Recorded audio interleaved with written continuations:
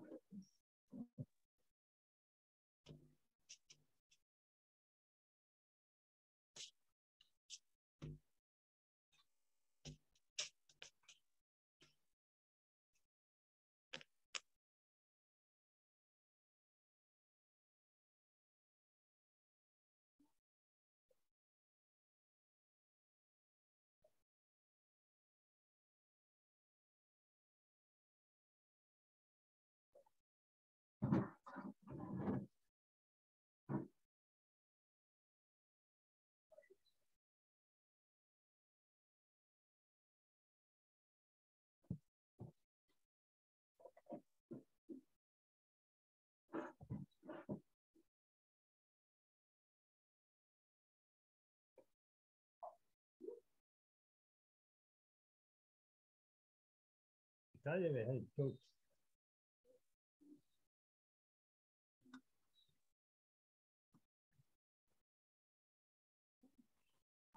Hello, Jack.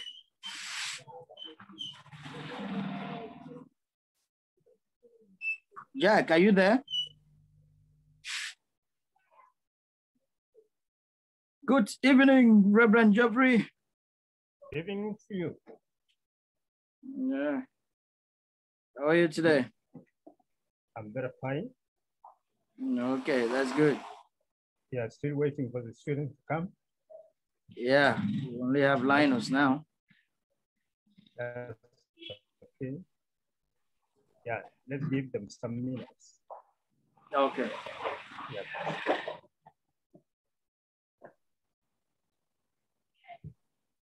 So what was the problem with your laptop yesterday?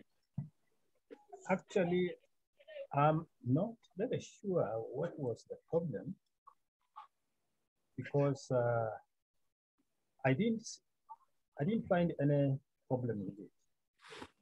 Oh, okay. Because I had bundles.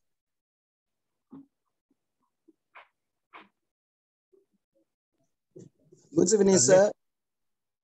Yeah, Linus, good evening. How are you? Good evening, fine, thank you. Reverend Geoffrey, good evening. Hello. Reverend, good evening. Good evening.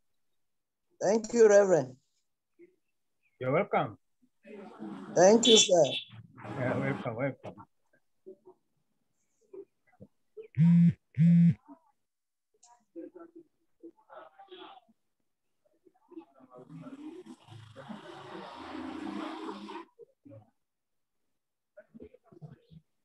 Hello, Jack, are you there?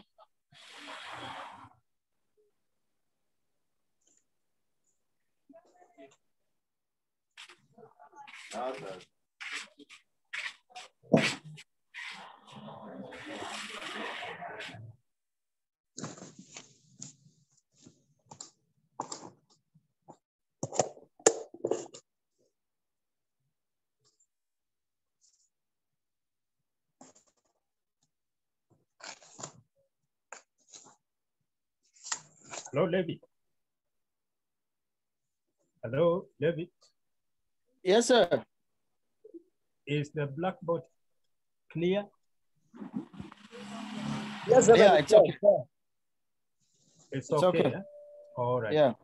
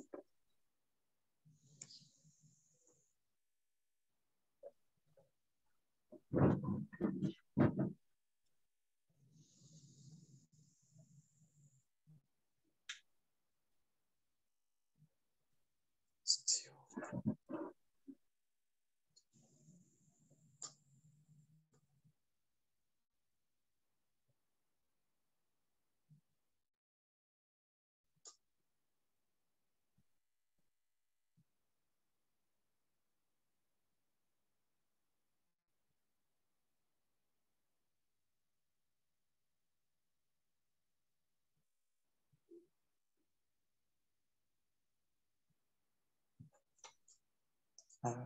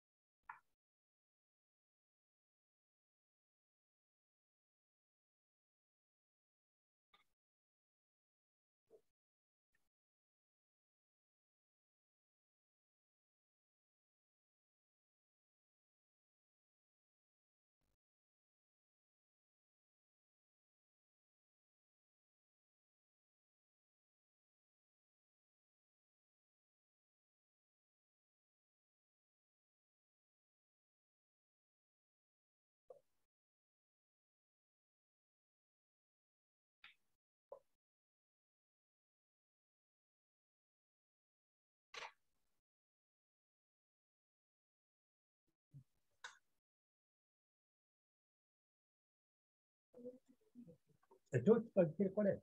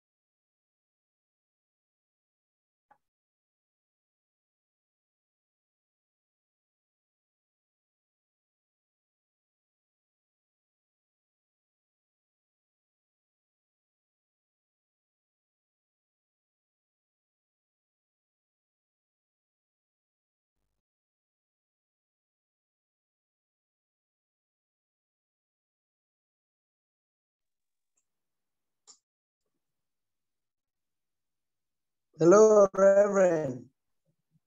Yes. Hello? Yes, Reverend. I suggest we start while waiting for others.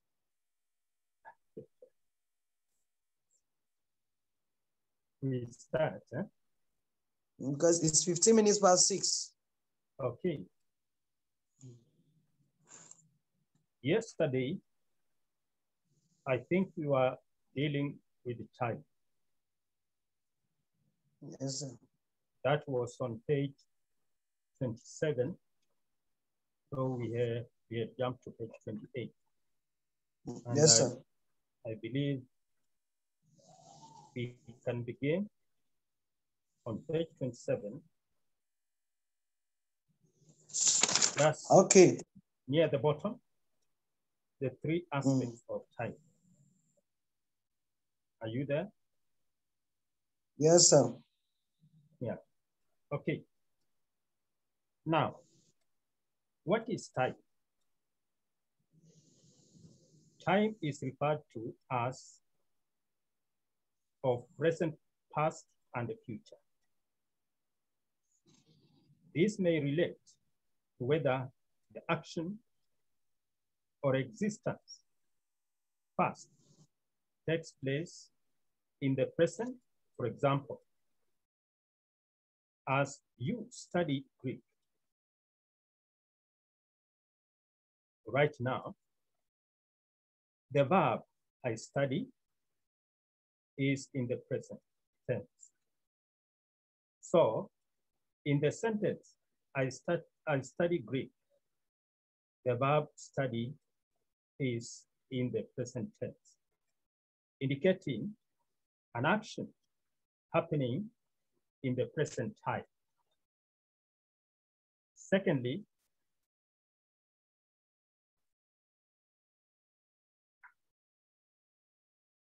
took place in the past. The action took place in the past. For example, if you did study Greek in the past years, then the verb study is to be the past tense. Thus, I studied Greek.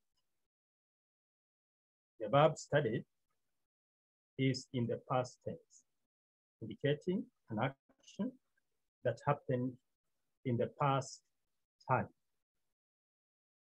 And what we need to note under this is that English forms the simple past tense by adding ed to the verb. So, study, to be studied. And then thirdly, the action will take place in the future. For example, if you plan to do it tomorrow, then the verb is in the future tense.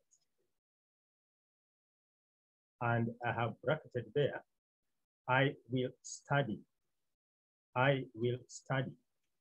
That refers to the future action or future tense.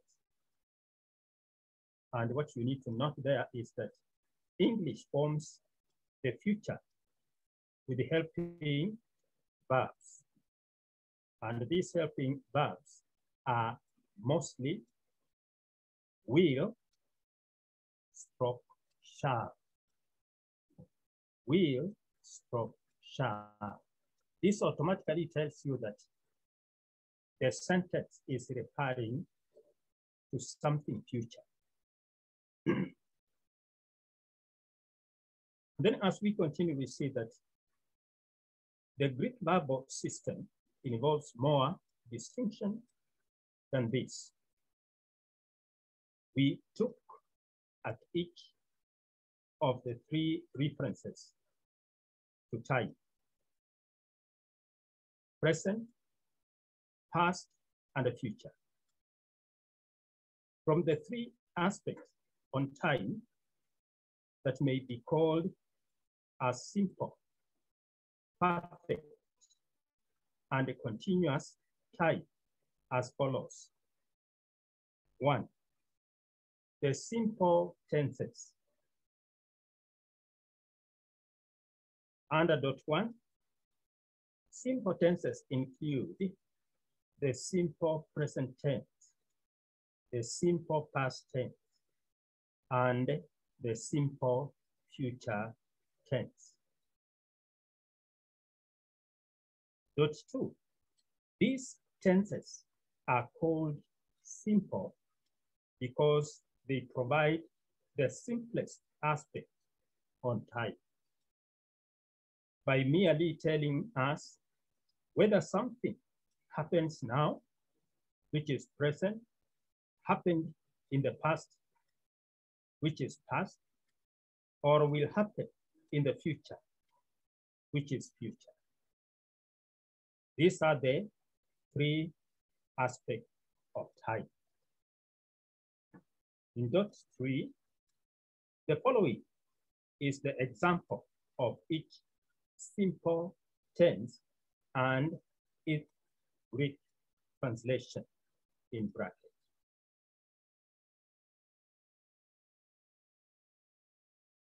You can see we have simple present, we have simple past, and then we have simple future, bolded. Now, under simple present, I may say, I eat my bread. I eat my bread. How do we say that, or how do we translate that in Greek?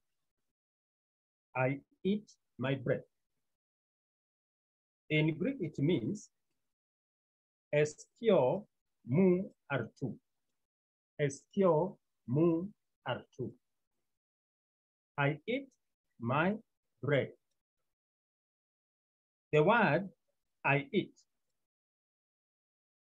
is found in the Greek word, the first Greek word, estiu. Estiu means I eat. And then the following word, my, is what you see underneath the second word, mu. Mu actually refers to my. It is in a genitive case. And then the word bread. Bread in Greek is called artu. So I eat my bread means estiu mu artu. Now, under simple past, we have the sentence, I ate my bread. I ate my bread. Remember that is a past tense. And you'll find that the word I ate, if you compare with the first one we learned in the simple present, they are very different in formation. The word ate here is referred to as ephagon. Ephagon. And then my still remains mu. R2 still remains bread. So the main change here is on the side of the verb. The main change here is on the side of the verb. You can see if I read, I ate my bread. In Greek, I would translate it as ephagon mu artu. Ephagon mu artu. You will come to learn these things. Don't be worried.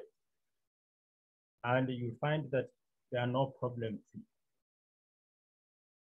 I was just translating here just for your reference. And then simple future under it, I would say, I will eat my bread. I will eat my bread. In Greek, I translate it this way. Pagomai mu artu. Pagomai mu artu.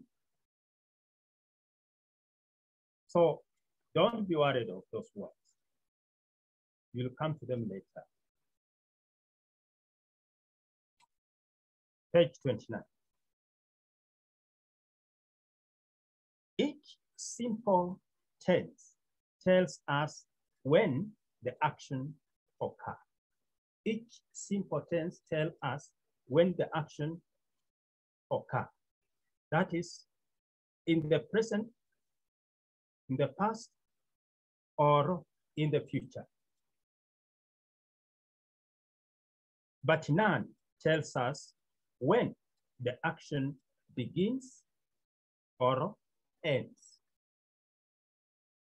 They do not even tell us whether the action has taken place before another action or after it.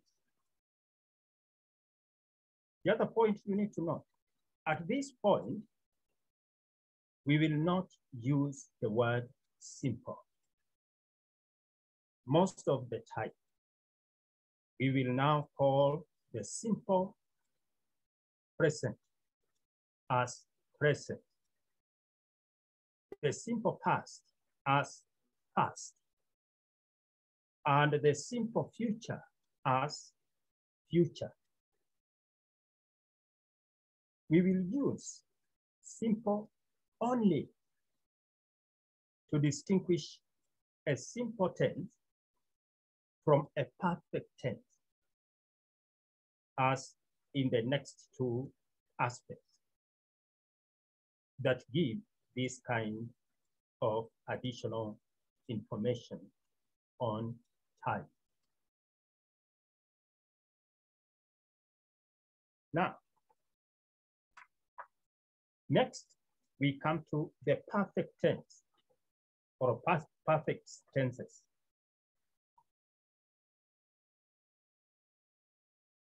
As you may know, perfect is the description of this verb tense. Does not mean that it has no error. Perfect in the description of this verb tense does not mean that it has no errors. Because we normally think when something is perfect, there is nothing wrong. That is not what we mean. But what we are referring to is, but perfect here means complete or finished. Complete or finished. So a perfect verb tense tells us when an action or existence has reached or will reach its end or finishing point, or whether the action continues no more, as stated in the example below. Example one. The present perfect tense tells us that the action came to an end before the present time. The present perfect tense tells us that the action came to an end before the present time. For example, in English and also translated in Greek, I may say this in English. I have eaten my bread. I have eaten my bread. In Greek, as I translate, is ephagoka ton arto mu. Ephagoka ton arton mu. In the English language, this means that I have already completed eating. That is what that sentence means. I have already completed my eating. I have eaten my bread. Ephagoka ton arton mu.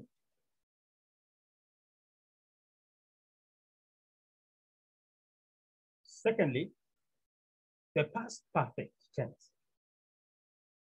Past perfect tense tells us that the action ended before the past time. The action ended before the past time. For example, in English, translated in Greek below, I may say in English, I had eaten my bread when you came. I had eaten my bread when you came. To translate that in Greek, I would say, ephagokein ton arton mu hote eldes. Ephagoin ton arton mu hote eldes. This means that I had eaten my bread before you came in the past. I had eaten my bread before you came in the past. And then number 3, on page 30, the future perfect tense tells us that the action will end before a future time. The action will end before a future time. For example,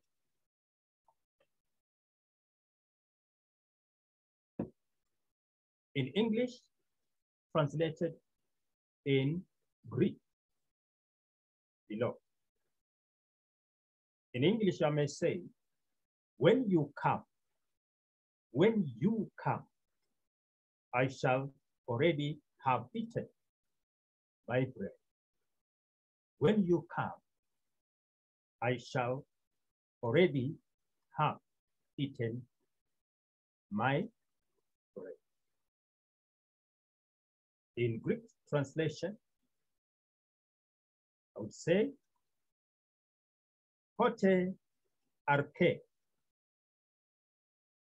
ede phagoka ton arton mu. Hote erka ede phagoka ton arton mu. What does this mean? What does the sentence mean? This means that I will complete eating. I will complete eating my bread before the time you come in the future. It means that I will complete eating my bread before the time you come in the future. Thus, simple tenses tell us when something happens, while perfect tenses tell us when something has reached or will reach its end.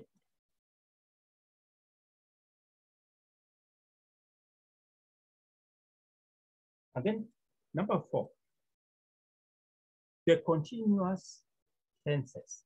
The continuous tenses. I believe you did the course that Brother Dr. Alan Vanderpoel taught, writing a simple sentence. If you did it, I don't think you'll have a problem in what I'm reading. I don't think you have a problem with the Greek. It's only that you will adjust to know what you learn in English. And that's why you see that I'm trying to translate a few sentences in the Greek so that you can get acquainted to them as we move on. So the continuous tenses. This aspect use time in almost the opposite aspect to the perfect tenses. Thus, instead of looking at events as completed as perfect tenses do, it views events as continuing or progressing on. That is what it is with a continuous state. It always shows us that the action is still in progress. It is continuing.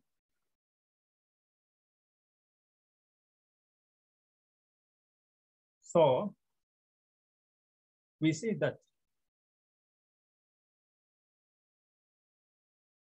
number 1, that is number 1. The present continuous tense views an event as existence or existence. I'm sorry. The present continuous tense views an event or existence as continuing in the present. For example, in English and Greek, in English, I may say, I am eating my bread. I am eating my bread. In Greek, I have to say, eskio ton arton mu.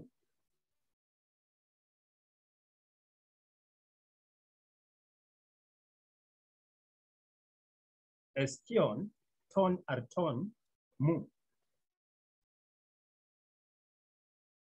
Estio may be I eat as a simple tense, but as a continuous tense, we translate estio as I am eating, which shows that the eating is in the process. Number 2, the past continuous tense views an event or existence as which continued in the past. For example, in English and Greek, I was eating my bread. If you compare the sentences I'm reading here, you have already seen them in the simple tense. But here now, they are being translated in the form of something that is still in the process, something that is continuing to happen. So In English, I was eating my bread. Greek, ephagon ton mu. It is just similar to what we read in the simple text. But here now, it is being translated as a continuous tense. Number two, the past continuous tense views an event or existence as which continued in the past. For example, in English and Greek. English, I was eating my bread. Greek, ephagon ton arton mu. Number three, the future continuous tense views an action or existence as which will continue in the future. For example, in English and Greek. In English, I may say, I will be eating my bread. I will be eating my bread. But in Greek, ephagomai ton arton mu. Ephagomai ton arton mu.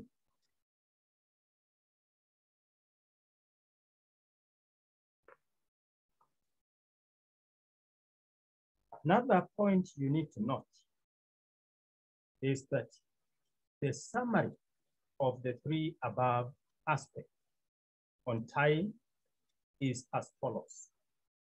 Number one, simple tenses tell us of the occurrence of events or existence.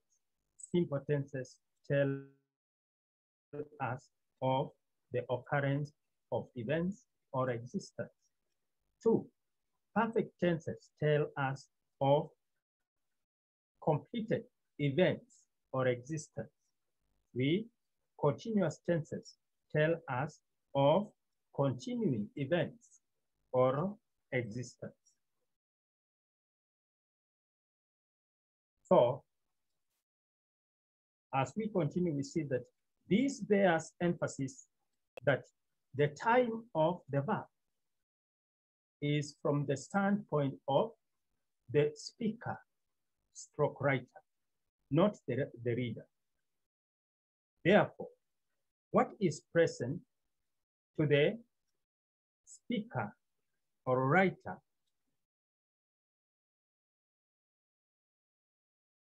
and not the reader?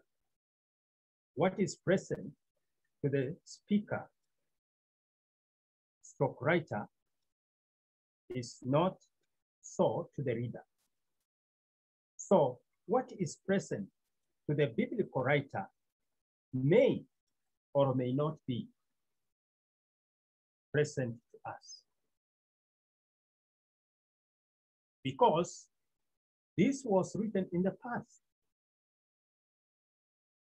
And therefore, we need to ask ourselves, in what tense was he referring to whatever he was saying? Is it something that has happened in the past? Or is it something that is happening now? Or is it something that will happen in the future?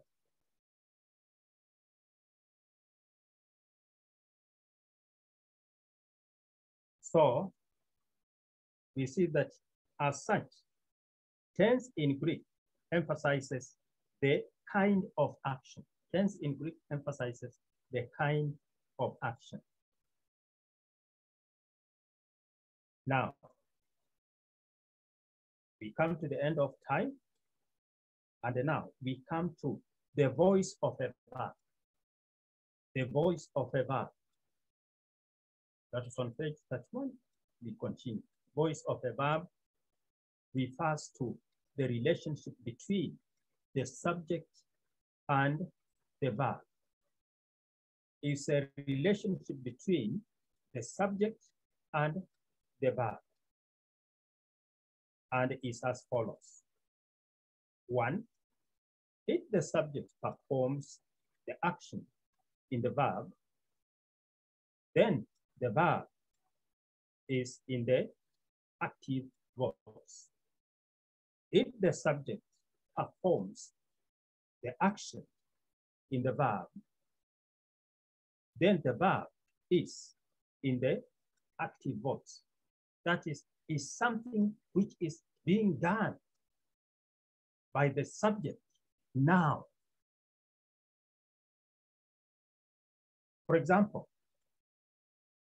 I have given as I quote, Jeffrey hit the ball. Jeffrey hit the ball. Hit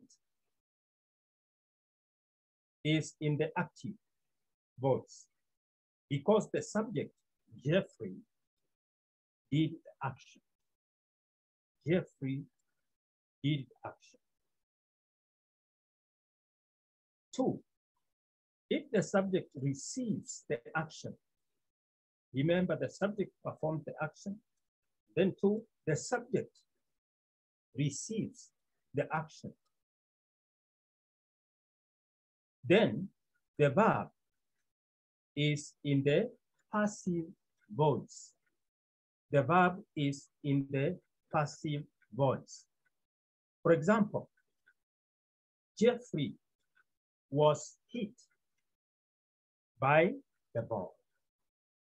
Jeffrey was hit by the ball. The verb was hit is in the passive voice. That is something that happened in the past. So it is in the passive voice because the subject, Jeffrey, was hit. He did an action and the result is that it bounced to him. He hit the ball. I don't know whether it went and hit the wall and then it came back to him and the ball came to hit him. Now, 3, note that Greek has a third alternative. That is, if the subject performs the action that refers back to the subject, then the verb is in the middle voice.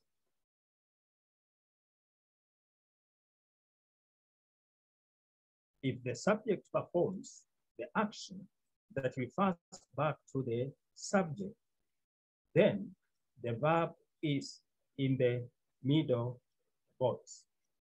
I like giving an example. Therefore, I'm coming to the example. For example, Jeffrey hit himself. Jeffrey hit himself.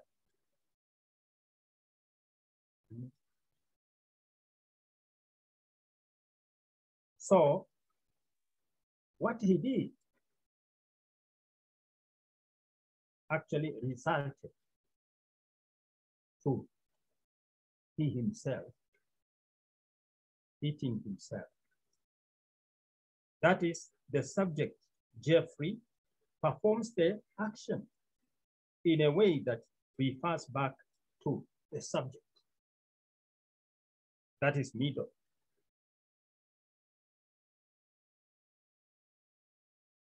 So that is all to do with the voice. I don't know up to this juncture if any of you has a question to ask, please. Hello? Hello?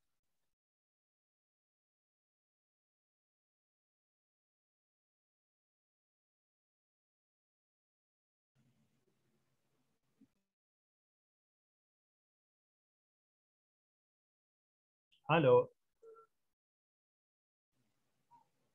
Okay, I go to the mood of a verb. The mood of a verb.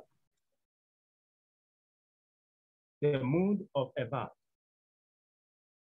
Mood refers to the relationship between the verb and reality.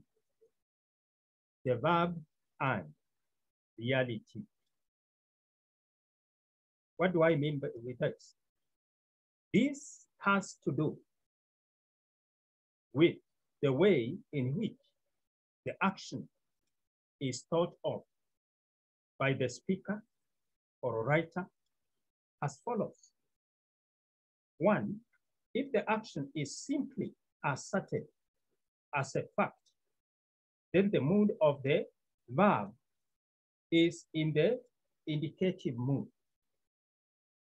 It is in the indicative mood, especially when it is describing something that is certain, as opposed to something that may or might be uncertain. Second, if the verb gives a command, it is in the imperative mood. Imperative mood or mode of intention that depends on the willingness and obedience of the hearer. The action here is not certain, but only has the potential. That is, you may tell someone, go away. Okay? You are commanding that person, go away. He may or he may not. And then number three, if the verb expresses hope, then the verb is in the optative mood. That is the mood of possibility, mood of possibility. And then four, if the verb states probable consequences, when conditions are met, then the verb is in the subjunctive mood. The idea is that of maybe. Someone may ask you, will you come to my place? And then he tells you maybe, which means he's not sure. He may come or not. Maybe. That is referred to a subjunctive mood. Hello?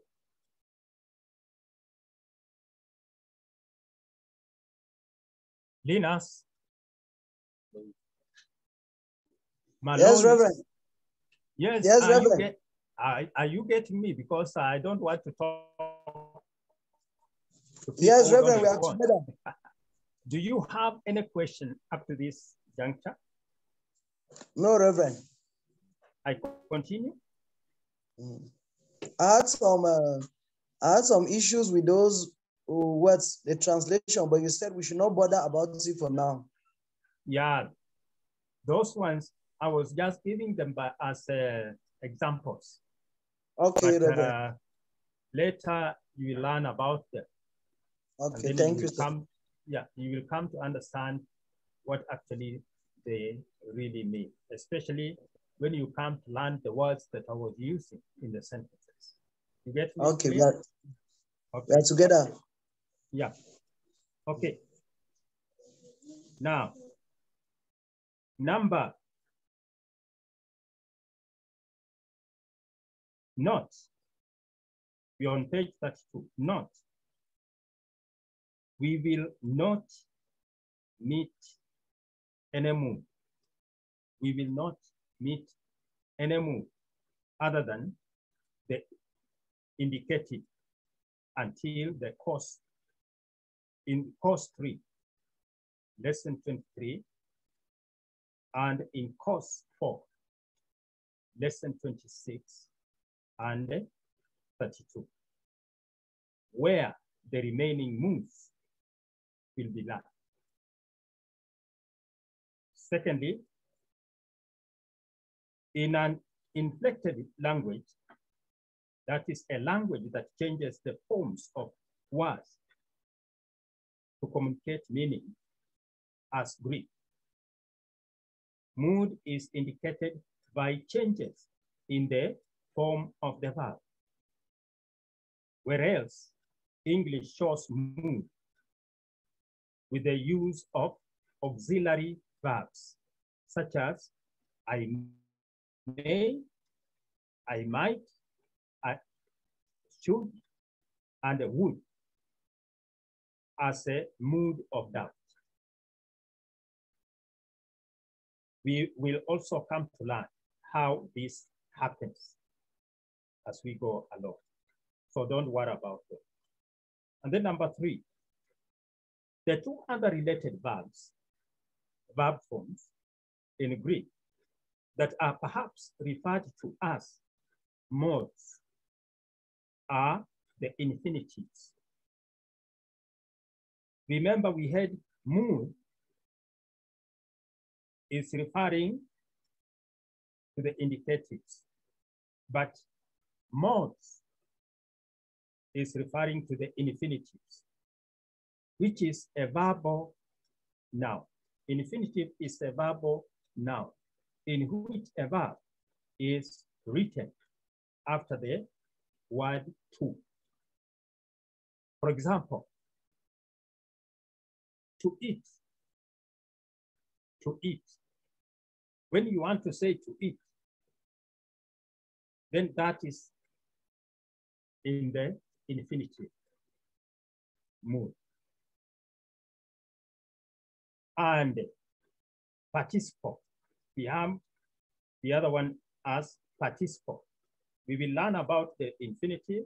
We learn also about the participle later. But they are, you know, what we are doing is a kind of grammar in Greek. So we have the participles.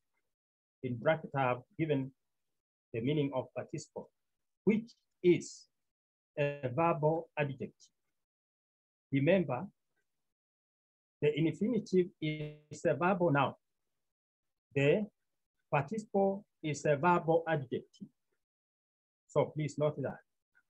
Verbal noun, verbal adjective, sharing the characteristics of both a verb and an adjective, ending in "ing." For example, a word like eating, eating, eating, or loosening. Those are referred to as participles. They are referred to as participles. But when you come to a word and then you read to eat, to play, those are infinitives in Greek. Another thing you need to note is that this will be learned later along with the verbs they correspond to. Secondly, unlike the 4 other moods stated above, the infinitive and participle moods lack the characteristic of persons. In them, they don't have person. No person is referred to.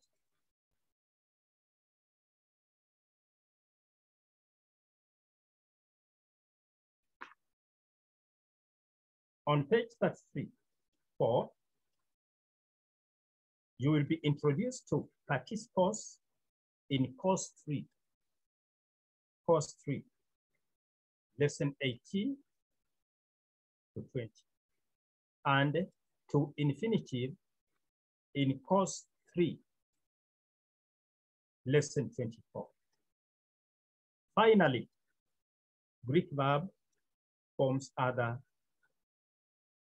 than the infinitive and participles have persons, singular or plural.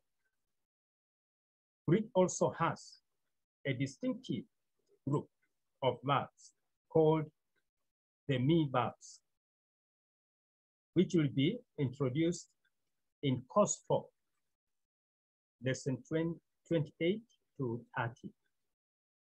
For example, the me verbs will be introduced to you in the course 4, lesson 28 to 30. I think that there is a repetition there, please. There is a repetition there. So that is where they will be explained.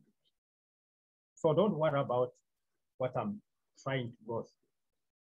I'm just trying to lay or let you know the things we learn later. And they are in stages. Like this one is Greek course 1. We have Greek course 2. We have Greek course 3. And then we have Greek course 4. Now we come to person. Person provides information concerning who or what the sentence refers to. Person provides information concerning who or what the sentence refers to as follows. Number 1, when the subject is speaking,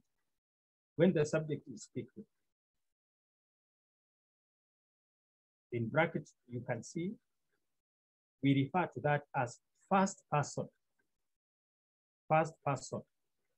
in singular is, for example, I speak. And in plural, we say we speak. I speak, we speak. That is plural, but I speak is singular. And then number 2, when the subject is being spoken to,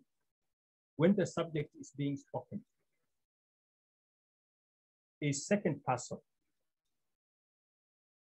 In singular is you speak. In plural also is you speak. So the problem there is how to differentiate the you in singular and the you in plural. In fact, King James Bible has the terminologies distinguishing between the you singular and the you plural. Let me not go into that right now. And then number 3, when the subject is being spoken about,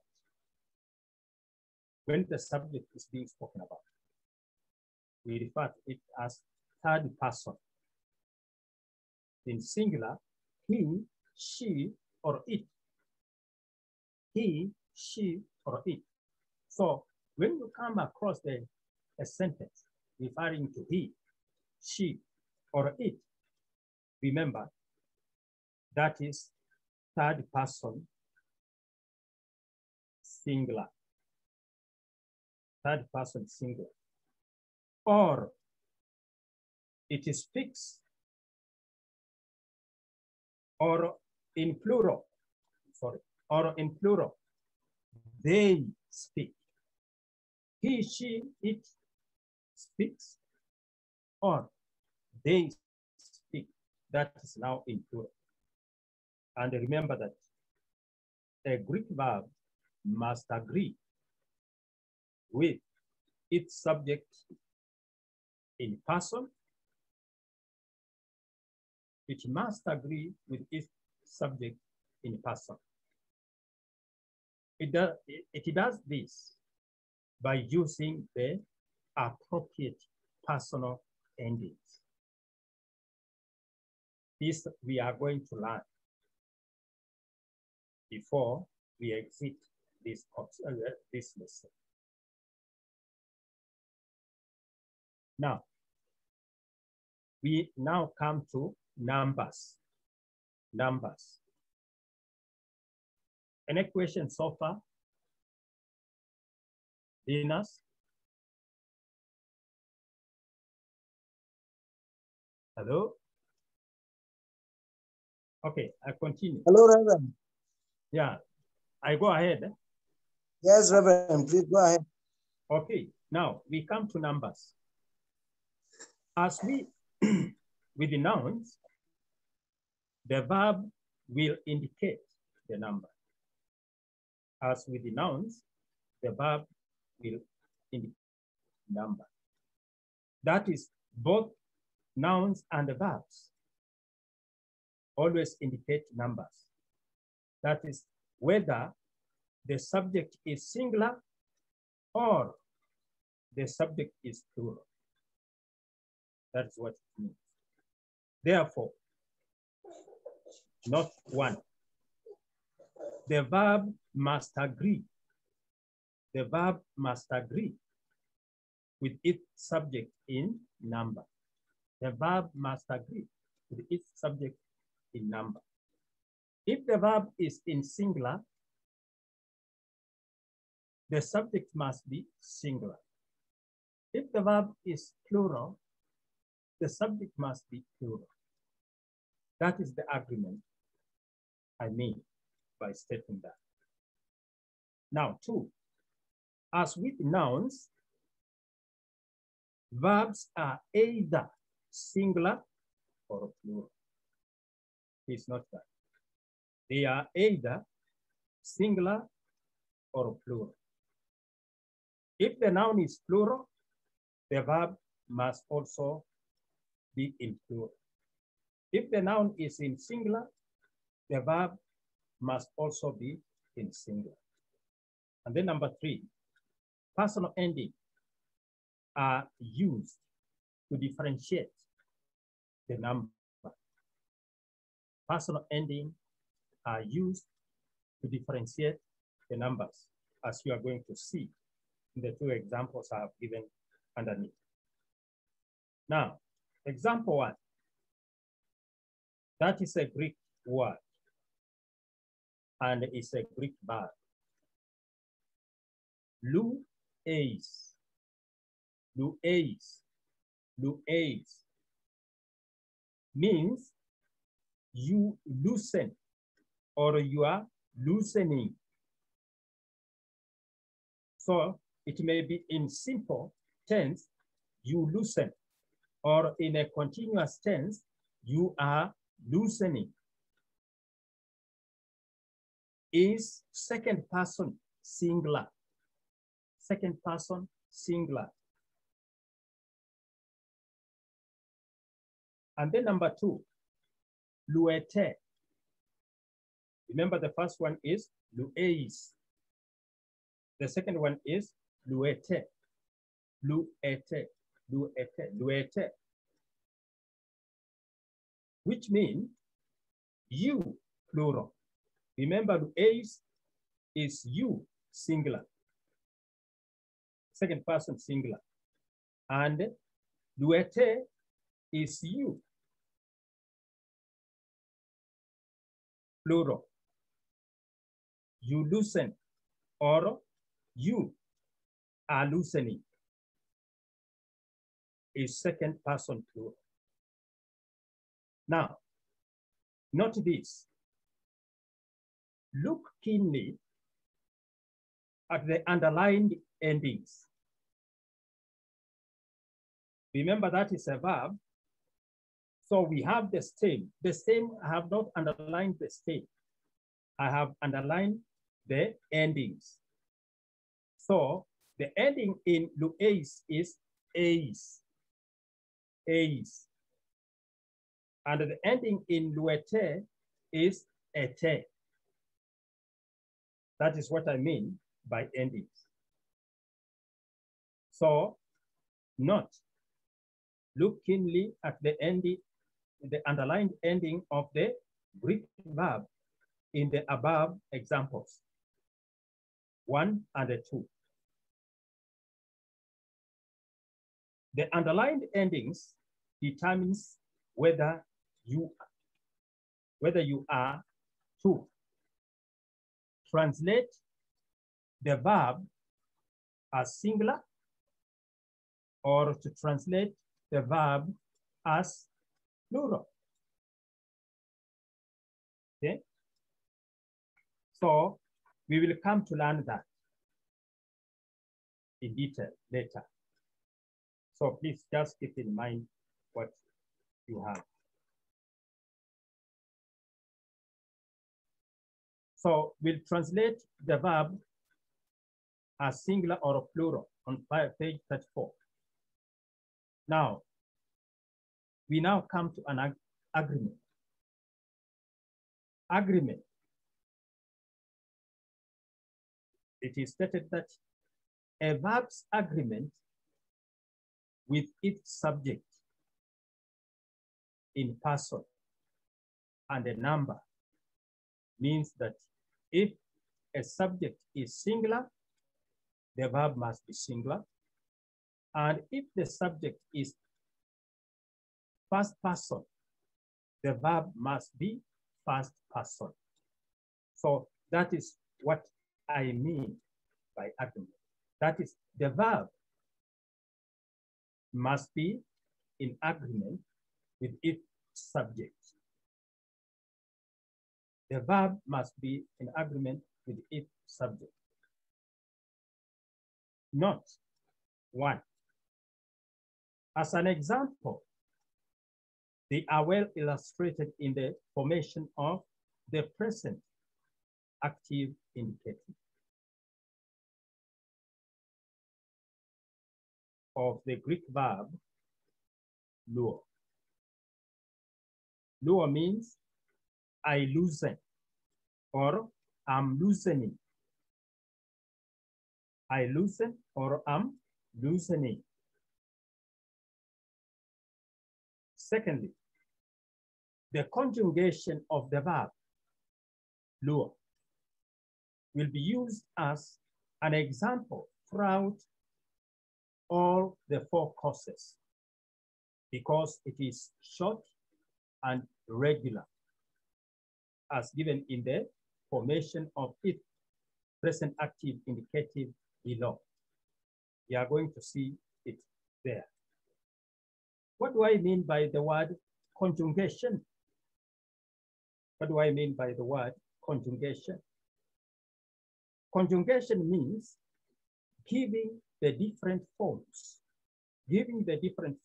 of a verb as they vary according to number, person, and the tense.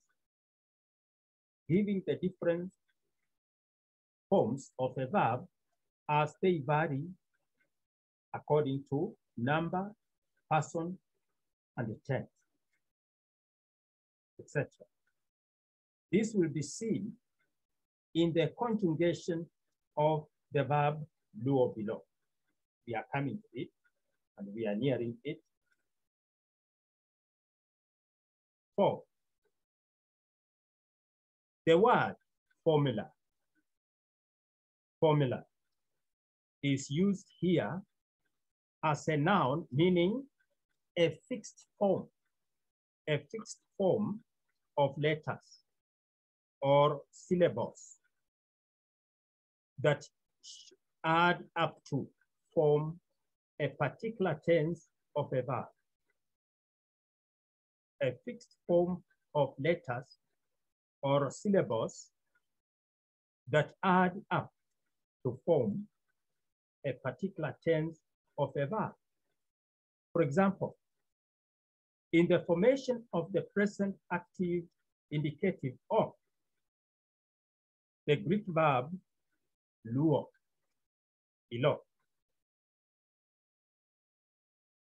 Now, we come to the present active indicative of a Greek verb, which I have mentioned, which is luo, is given by the formula below. It is given by the formula below. I have titled it as formula. What is this formula? One, the present tense stem plus the connecting vowel plus primary active personal endings equals the present active indicative. That is, if we combine the present tense stem with the connecting vowel with the primary active personal ending, they give us what we refer to as the present active indicative. For example, lu or me, that is, the stem is lu, that is the stem, and then plus connecting vowel or omicron, plus primary active personal ending, which is men, lu or men. So when we add lu plus omicron plus men equals to luome, which means we loosen or we are loosening. We loosen or we are loosening. And this is first person plural of the Greek verb luo. I loosen or I'm loosening, first person singular. Therefore, on page 35, I have to go on the board now. And please be very observant. This is going to help you in the constructions of simple sentences in Greek. Simple sentences. You'll see how simple sentences are formed in Greek. I should go to the board now.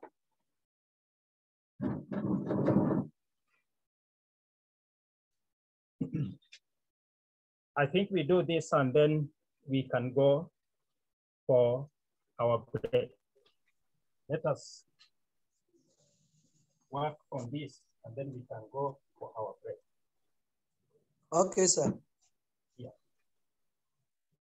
Now, I have to grab the alphabet now because I'm beginning a new phase of Greek. I trust that all of you are now able to write the Greek alphabet, both small letters and the capital letters. And then they transliterated English letters. So I do away with that.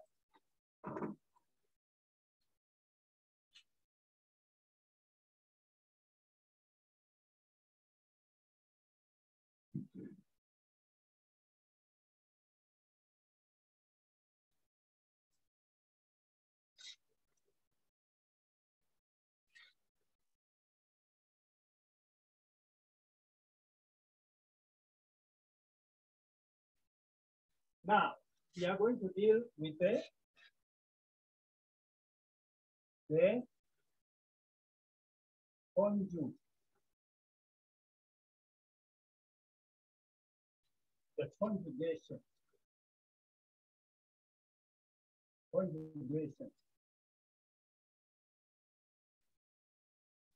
of the present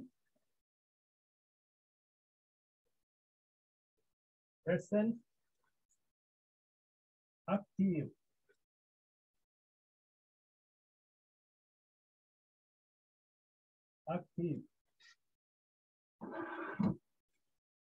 indicative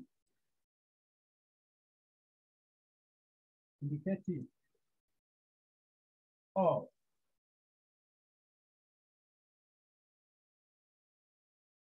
the Reverend, can you please write a little bit more bigger? Okay. Yeah, I'm sorry. Let me write bigger letters.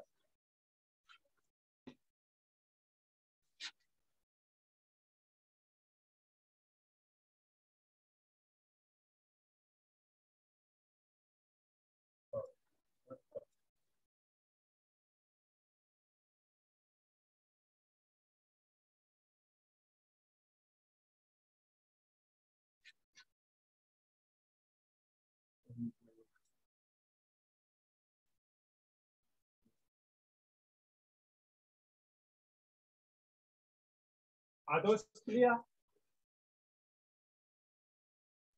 Yes, Reverend. It's clearer. Clearer. Okay.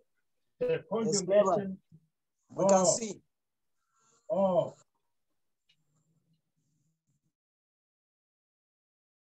the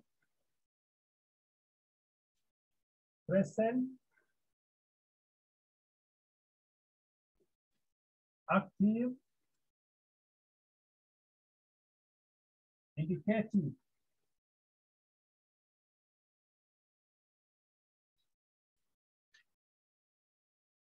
of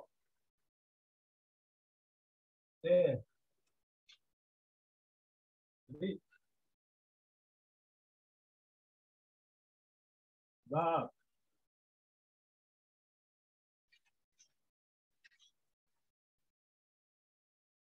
lu luo.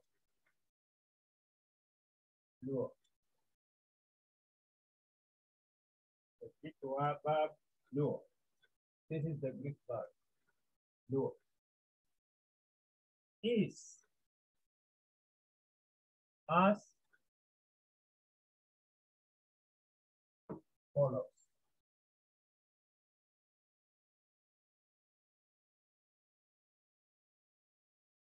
As follows.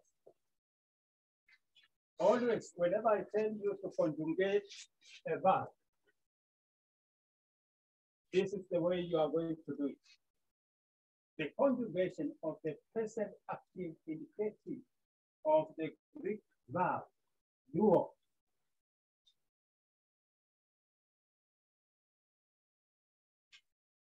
is as follows.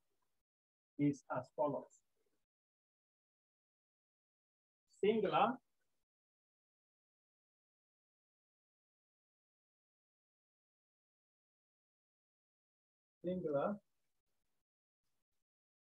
and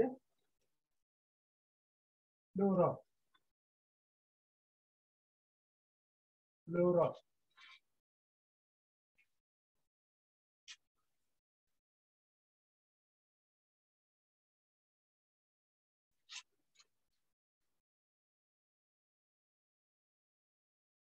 So these are numbers. This is what we refer to as numbers.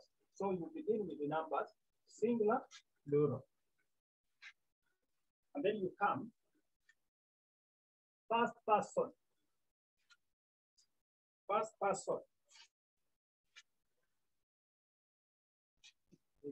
Here.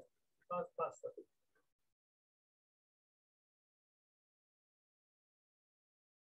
Duo.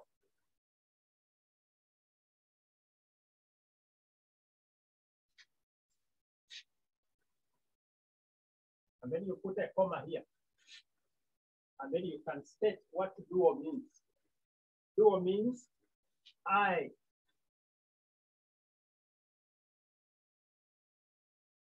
loosen,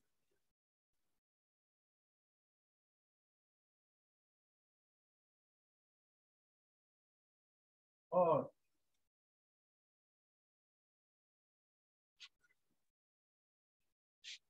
I am.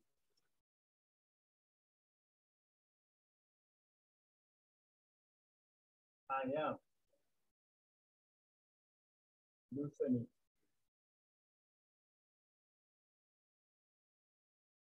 Loosen. So, this, as I have stated, loosen is a simple tense. I am loosening is a continuous tense. So, luo means I loosen or I am loosening. So, it depends with the text of your context, whether it demands you to use the word I loosen or whether it demands you to use the word I am loosening. That is, if it is a present continuous tense. But if it is just a simple tense, then you use the word I loosen. That is first person singular. Now, a verb is divided into two parts. A verb is divided into two parts. So, let me say I'm underlining the ending of the verb here, which is do. And the do is the stem of this verb. This is the stem of this verb. Omega is the ending of this verb. And this verb is first singular, first person singular. First person singular. And then two.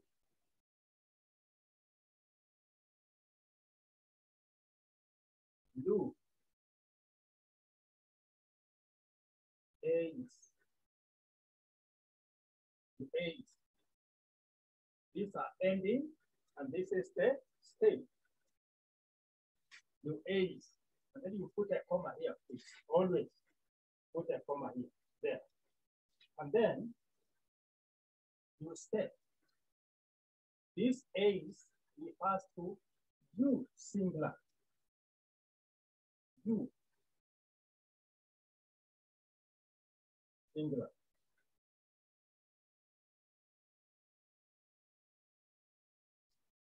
You singular. You loosen. Loosen. You loosen. Or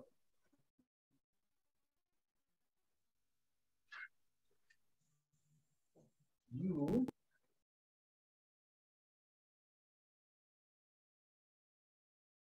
are loosening. Loosening. You are loosening. So this is simple. This is a continuous. Excuse me, sir. Yes. There's an accent on the upsilon. Oh, yeah. I'm sorry. Upsilon here. Yeah, I'm sorry. Okay. Yeah, there is an accent. And then three. Third person. This means first person singular, second person singular, third person singular. Then this is to A. To A. To A. This is lambda, upsilon, epsilon, iota. To A. then you put a comma there, which actually means he from she from it.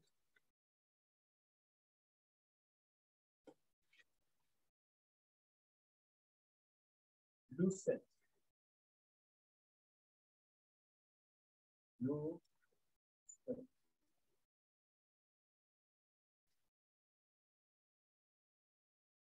Or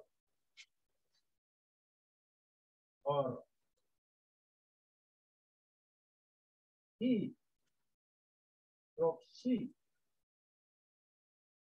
from it.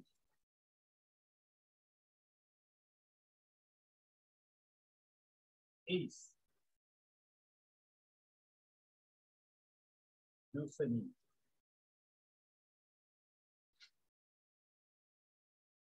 Loosening. Okay.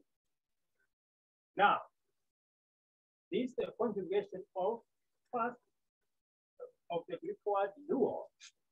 First person singular, second person singular, third person singular. Here is the ending, and then there is an accent there on do. So remember, these are the ending with the state. Now, what do you notice here?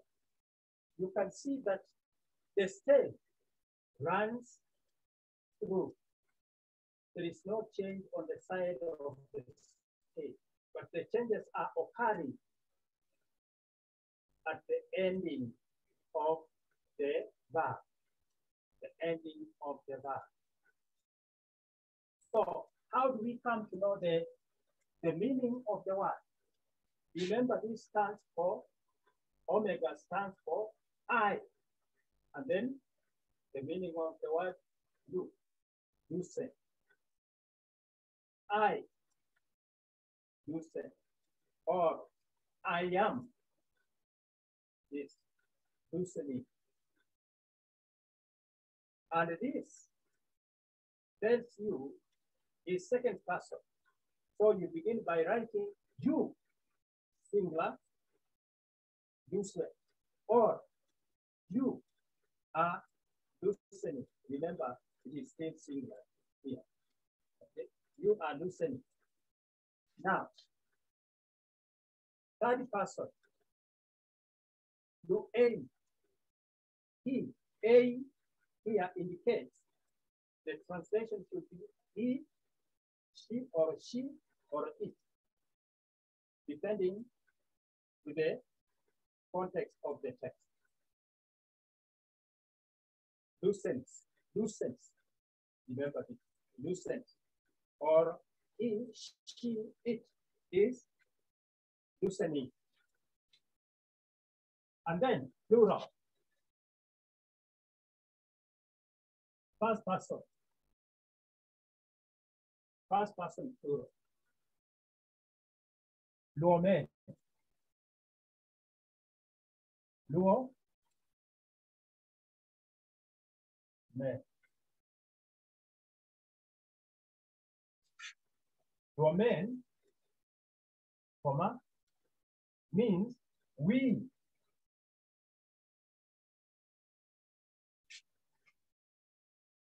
Loosen.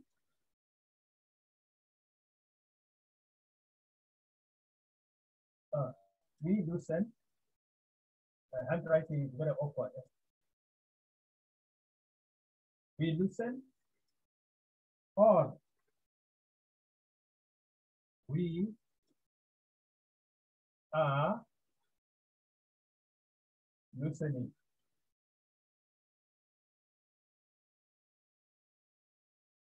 Loosening. We are loosening. And then second person plural. Luete. Lue. Luete. Luete. This is you, plural.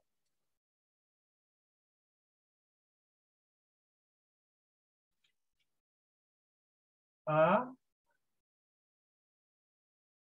do no you do set. You do set. Or you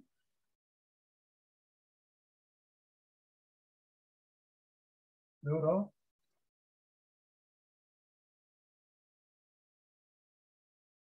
are listening. Listening.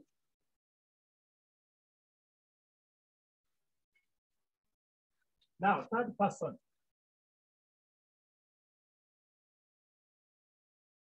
Do all see. Do all see.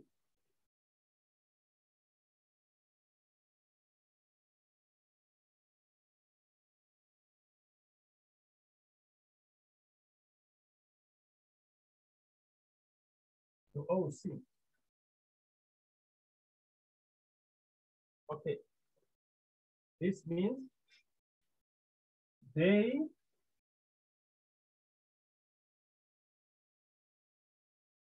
listen. They listen. Or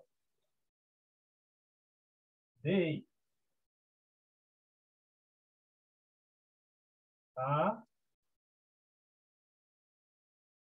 listening.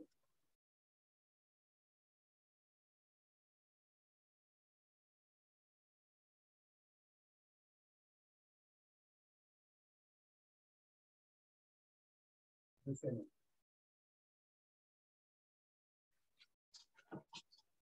Are you seeing the board clearly? Hello, David? Yes, Reverend. It's very clear. Now, this is what it's referred to as. Excuse me, Reverend. Yes. Yes. Yes. Hello.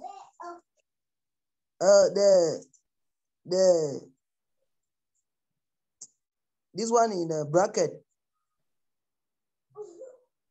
Which one? This one. The last letter. Yes. The new. Yes, the That is a variable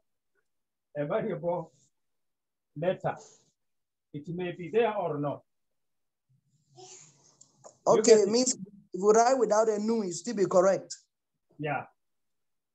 You okay, can sir. write with a nu or without a nu. Okay, thank you, sir. It will be correct.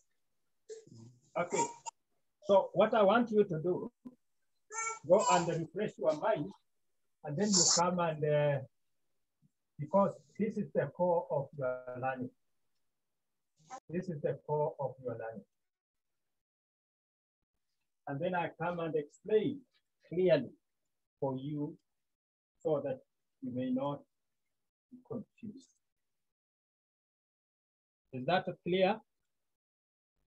Hello? Yes, Reverend, it's clear, it's clear.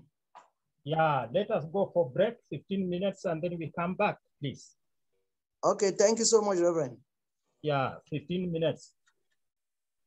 Don't delay, yeah? Okay, Reverend. All right. Means we are coming back at 7:54. Okay.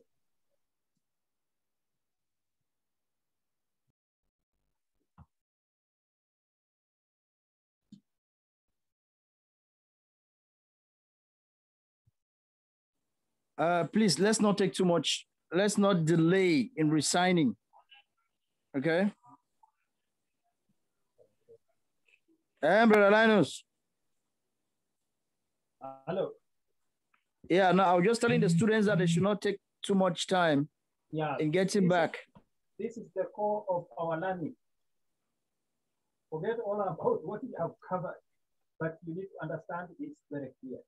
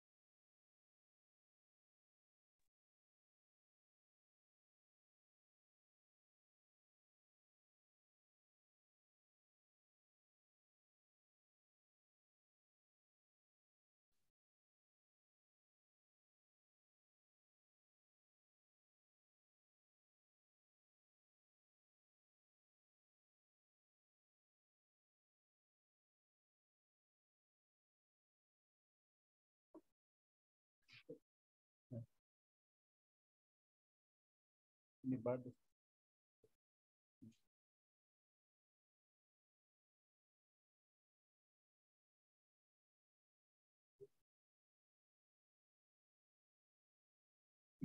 Ukiona hii red iko hata gaga.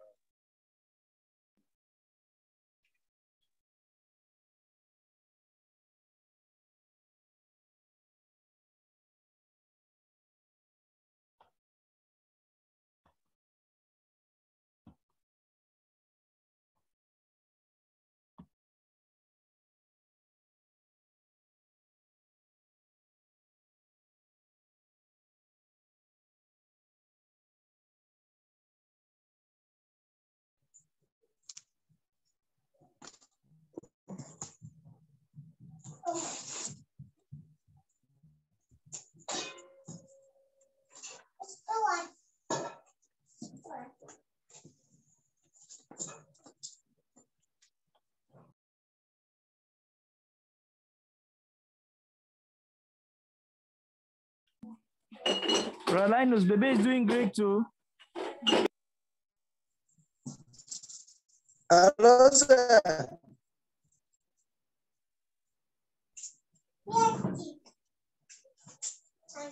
Hello, sir.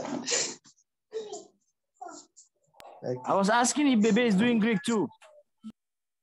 I'll tell you. Baby is around.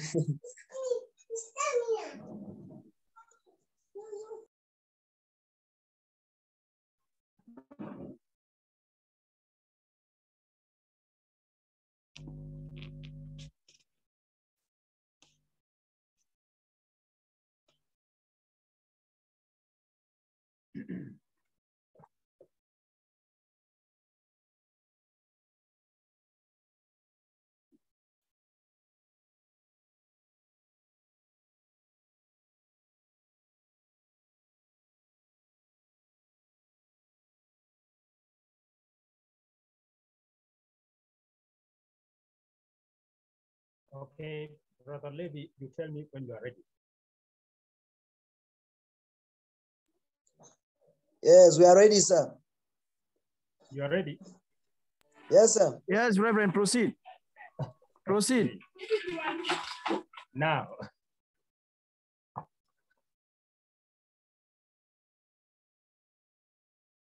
as we have seen on the board, and if you can, it's semi-opaque to the writing. Hello, lady. Hello? Yes, Reverend, we're getting you. If I sit, can you see the board clearly? No.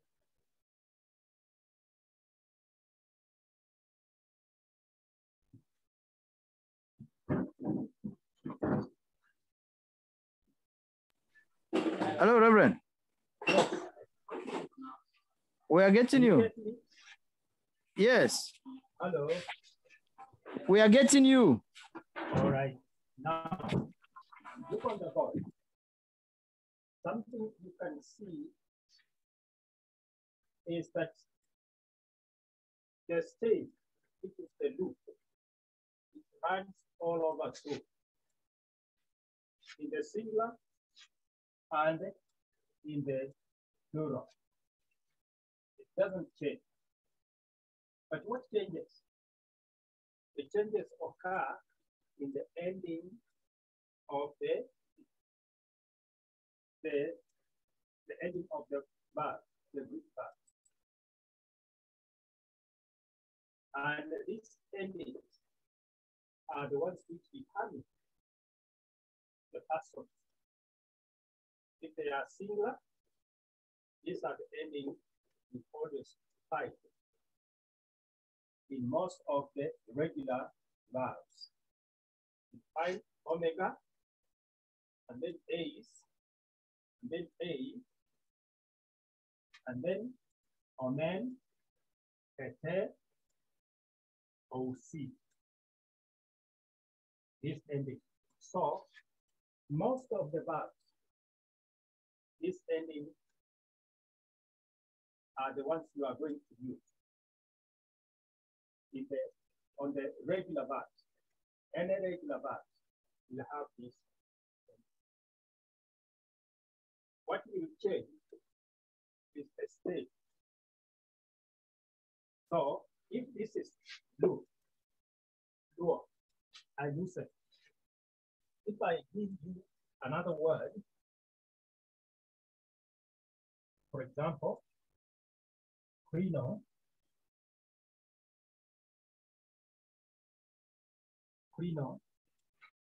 what will change? This is the N, first person. Now, this stem will run through. But what will be changing is only the ending. Only the ending. We feel the ending with this. Omega, A, for men, the C. So if I tell you, write the combination of the present active indicative of the Greek verb, crino, use the same format in the end, but it's only the same which has changed. Give a different meaning from you. But the verb ending remains the same. I hope you are getting the point. Now, if there is no question, let us continue.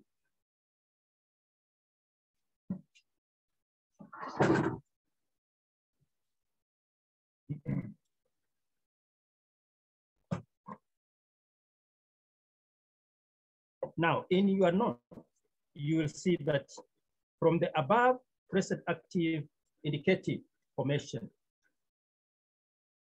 of the Greek verb, we observe that a verb is composed of three parts. A verb is composed of three parts, namely the present tense stem.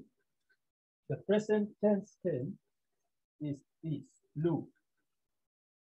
Or if it is another word, like crino, which I have indicated here, maybe that is the stem, cream.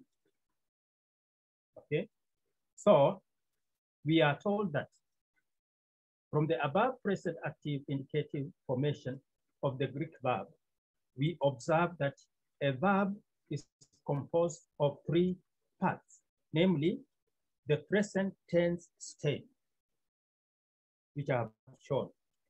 And what do we mean by this?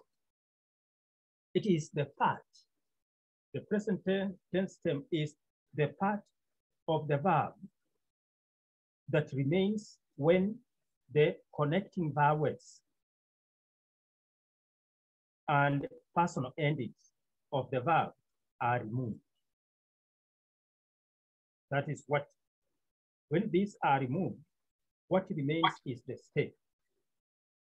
And then it gives the basic meaning of the verb. The stem gives the basic meaning of the verb. For example, the stem of Luis. Luis is the second person, singular. And the stem of it is lu, which I have underlined in the given verb. This stem remains the same in all regular verbs. It remains the same in all regular verbs. In a past tense, the stem of lu is still lu. But in many common verbs, the stem changes in different tenses. For example, balo is a present tense form meaning I throw. Follow means I throw. It presents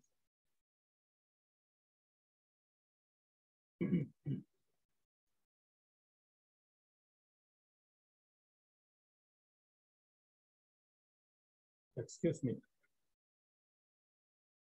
This term remains the same in all regular verbs. In a past tense, the stem of the luo is still lu. But in many common verbs, the stem changes in different tenses. For example, balo is a present tense form, meaning I throw. Its present tense stem is bal. Bal. The omega has been removed with a double lambda. But in its past tense, now here I'm talking of the past tense form, the stem shifts to bal with one lambda. That one we will learn later. And then we see that more about this we will learn later in course 2. So that is what we refer to as the present tense stem. And then the connecting vowel. The connecting vowel is a vowel that connects the verbal state to the personal ending of the verb. And this is what is shown here.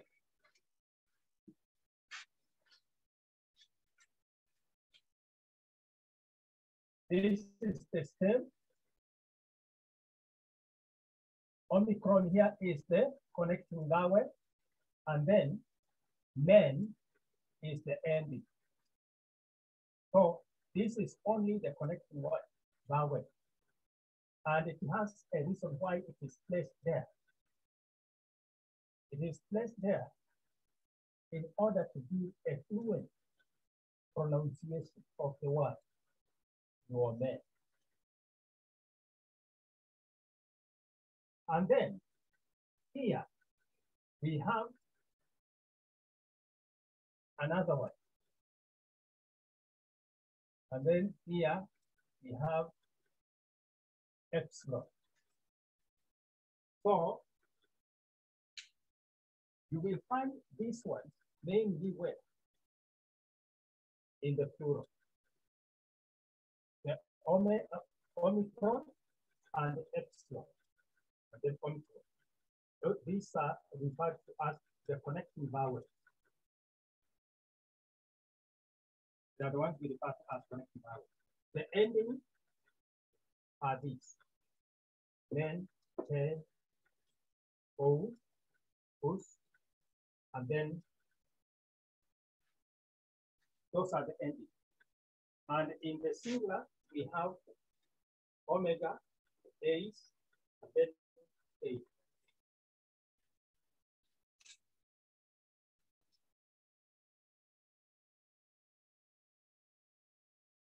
Okay, those are referred to as connecting vowels.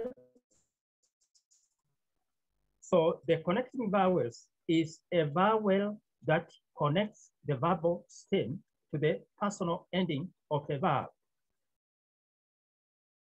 Connecting vowels are the same in all the tenses of the indicative mood. Please note that. Their purpose is to help.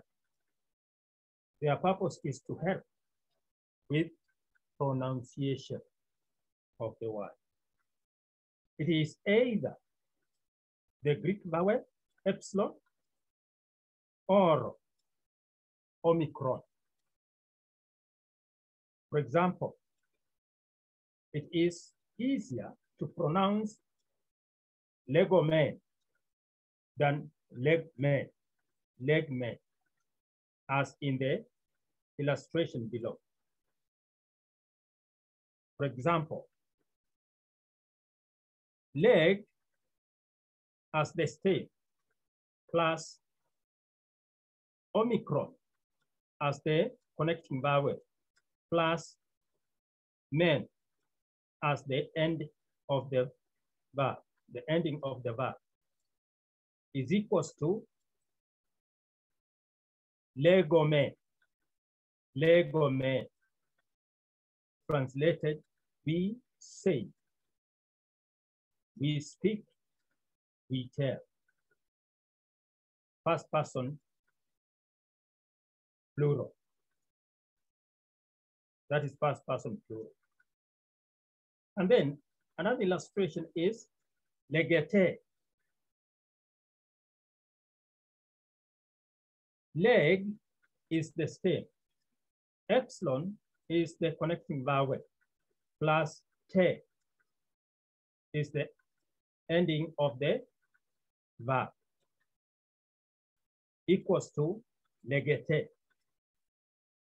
You say, which means you say, speak, you tell. Second person, plural. Second person, plural. And then we have another one. Leg plus Omicron plus nothing is equals to Lego. Lego. Remember the letter Omicron there is supposed to have a dash on the top of it because it changes to be omega. Lego. Now it means what? I say, I speak, I tell. First person singular. And then we come to personal ending. Personal ending is what is added to the connecting vowel to show person and a number. It shows person and number, whether the person is singular or plural. This is important because the verb must agree with its subject, a person and number. So always you need to check this. Now, let us look at the advantages of the language that has personal ending, like you read. They are as follows.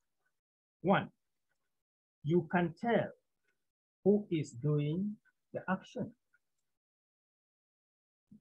You can tell who is doing the action of the verb by the ending that shows person and number, whether it is I or whether it is we, whether it is one person or whether it is many people. So, and even if the subject is not stated, you are able to discover it from the personal ending. So always we come to know the subject by the ending of the verb. The ending of the verb, as explained by the teacher in the present active indicative mood above. I think I have explained that on the board. And then secondly, even if the subject is stated, you can double check the person and the number of the verb if you are really serious about learning the language. For example, the verb lueis means you loosen or you are loosening. If you have the two words, so and anthropos, in a sentence, and both look like the subject. The verb tells you that the subject must be so, because anthropos is third person.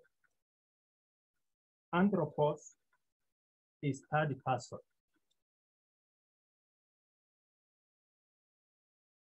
But the disadvantage of using personal ending is that you have more to memorize.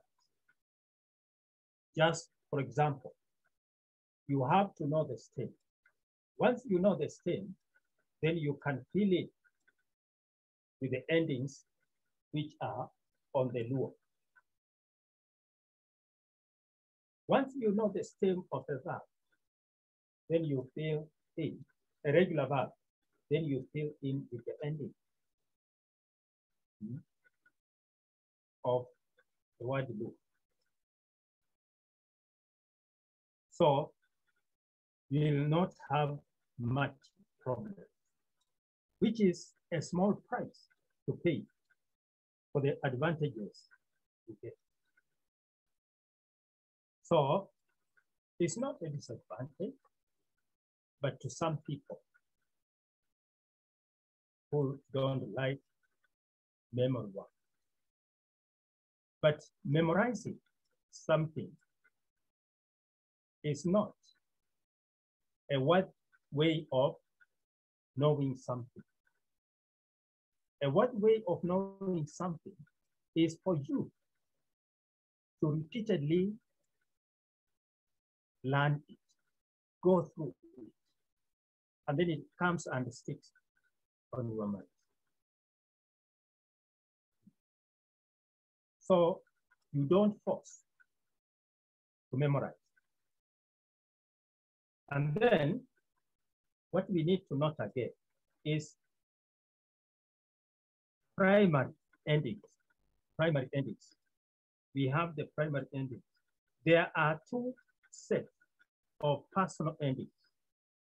These are one, the primary personal endings of the present tense that you have partly learned in this course. That is in course 1, lesson 2. More will be discussed later in course 2. Second, the secondary personal ending that you will be introduced to in course 2. In the same course, you will also learn the differences between the two sets of endings. It is also observed that first, the list on the left-hand side has first, second, and the third person, which is this one. Luo, Luis, and Luis.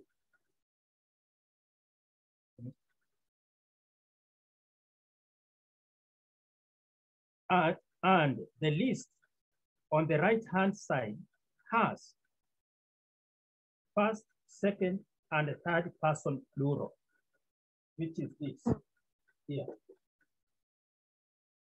So on the left, you have the singular. First, second, and third person singular. First, second, and third person plural. And then secondly, the present tense. The present tense in Greek performs two kinds of action. The present tense in Greek performs two kinds of action. What are these two kinds of action? They are simple and continuing, as illustrated above. in the conjugation of the Greek verb. What do I mean? Like here, you see duo. You may translate it, I loosen, or as a simple, or you may translate it, I am loosening, as a continuous. The same thing to Dwayne. You, singular, loosen. You, singular, are loosening. So those are the things you need to note. Yeah, continuing as illustrated above in the conjugation of the Greek verb, duo. The nature of the verbal idea and contextual factors. That is the situation in which, what do I mean by contextual factors? The situation in which something is done will determine which is the better way to translate it. That is, the context will enable you to see whether you are to translate the sentence as a simple sentence or as a continuous sentence. 3, the passing of verbs. To pass a verb, remember this is very important. You cannot translate a sentence before you pass the verbs in that sentence. So to pass a verb, we identify its parts, which indicate the verb's tense, voice, mood, person, and the number. These things we have covered in our English grammar. For example, the Greek verb lueis is passed as a present active indicative. Is a present active indicative, second person, singular of luo. That is, when you are passing the word lueis, what are you to say?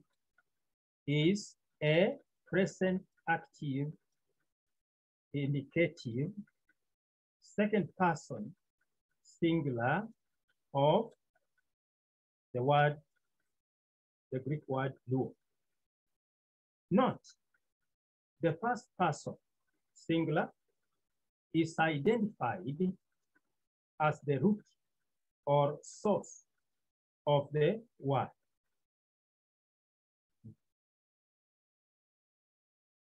It is the root or source of the word, and that is the state. Note that other present active indicative verbs, formation of imperfect and contract verbs will be introduced to you later in course 2, lesson 10, and in course 3, lesson 21, respectively. Now, I have something practical, which I have given there, practical assignment. Let the students write the conjugation of the 3 Greek verbs that follow in their present active indicative form. I've given you duo, ago, echo in the class, of which maybe you cannot do it now because I'm not certain whether you have a board where you have, but you have to do this assignment. And then I'll check it from rather late. They need to remember how to identify their stems and endings and then be able to translate them into English. Now, I wanted as we conclude this lesson today, and then we can break up. Now, we come to the present active infinitive. Present active infinitive. The present active infinitive. The present active infinitive is formed by adding the Greek suffix. Adding the Greek suffix "ein" to the verb stem. To the verb stem. For example, luein, luein. You can see ein added to lu, and it's translated as to loosen. That is an infinitive. To loosen or to destroy. In the meantime, simply translate the Greek infinitive with the English infinitive to destroy, to make, to copy.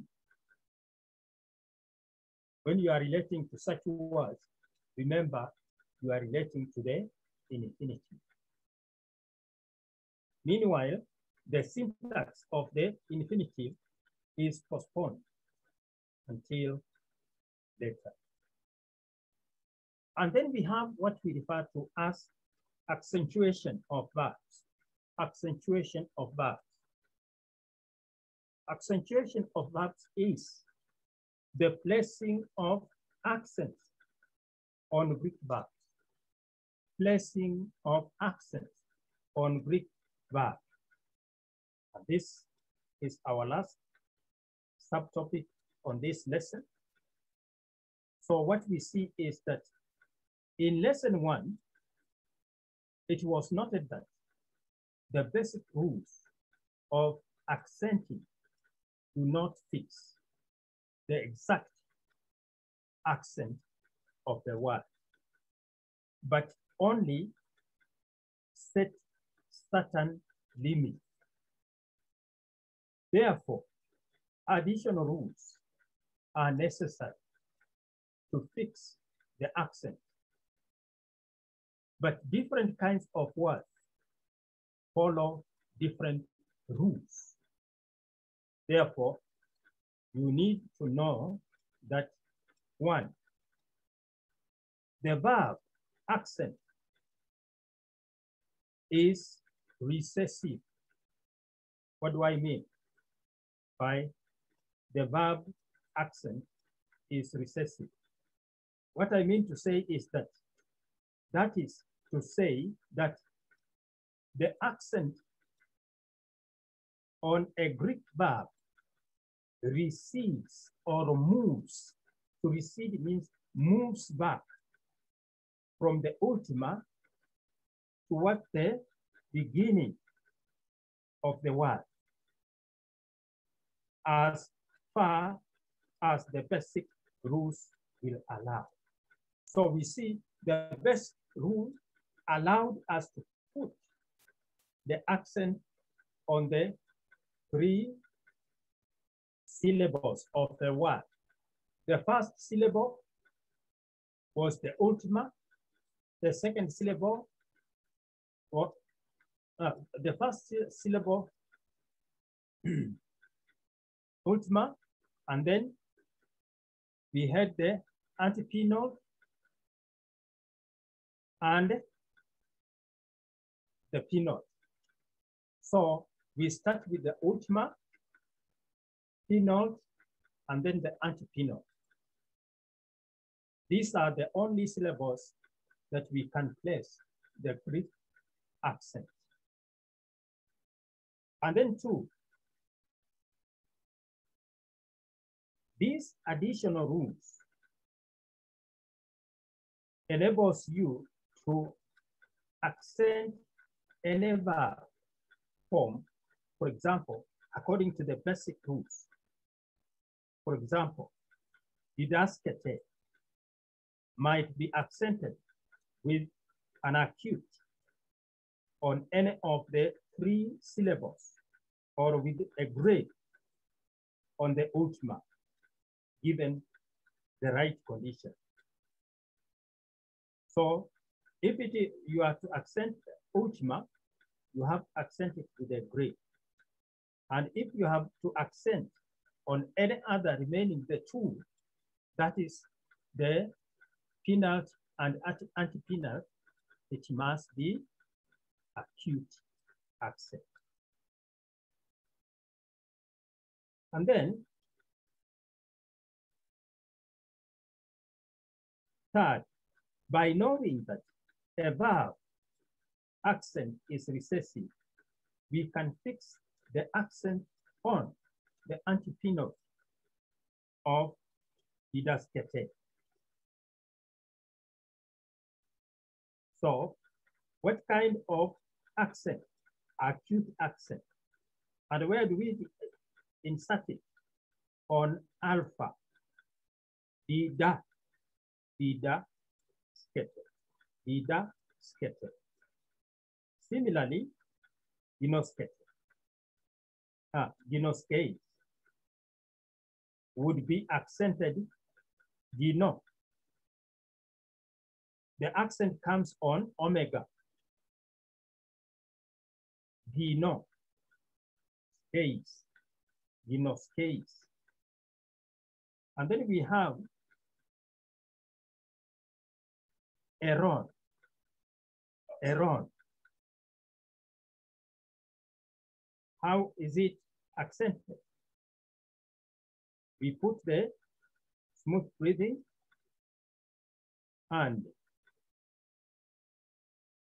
the accent. A verb form that you have not yet learned would be accented. See how eron is accented. On eta with a iota subscription. It is accented with a circumflex. That is, we have the smooth breathing with a circumflex accent on top of it. This brings us to the end of the second lesson, but I would like to read through the questions and then we wind up.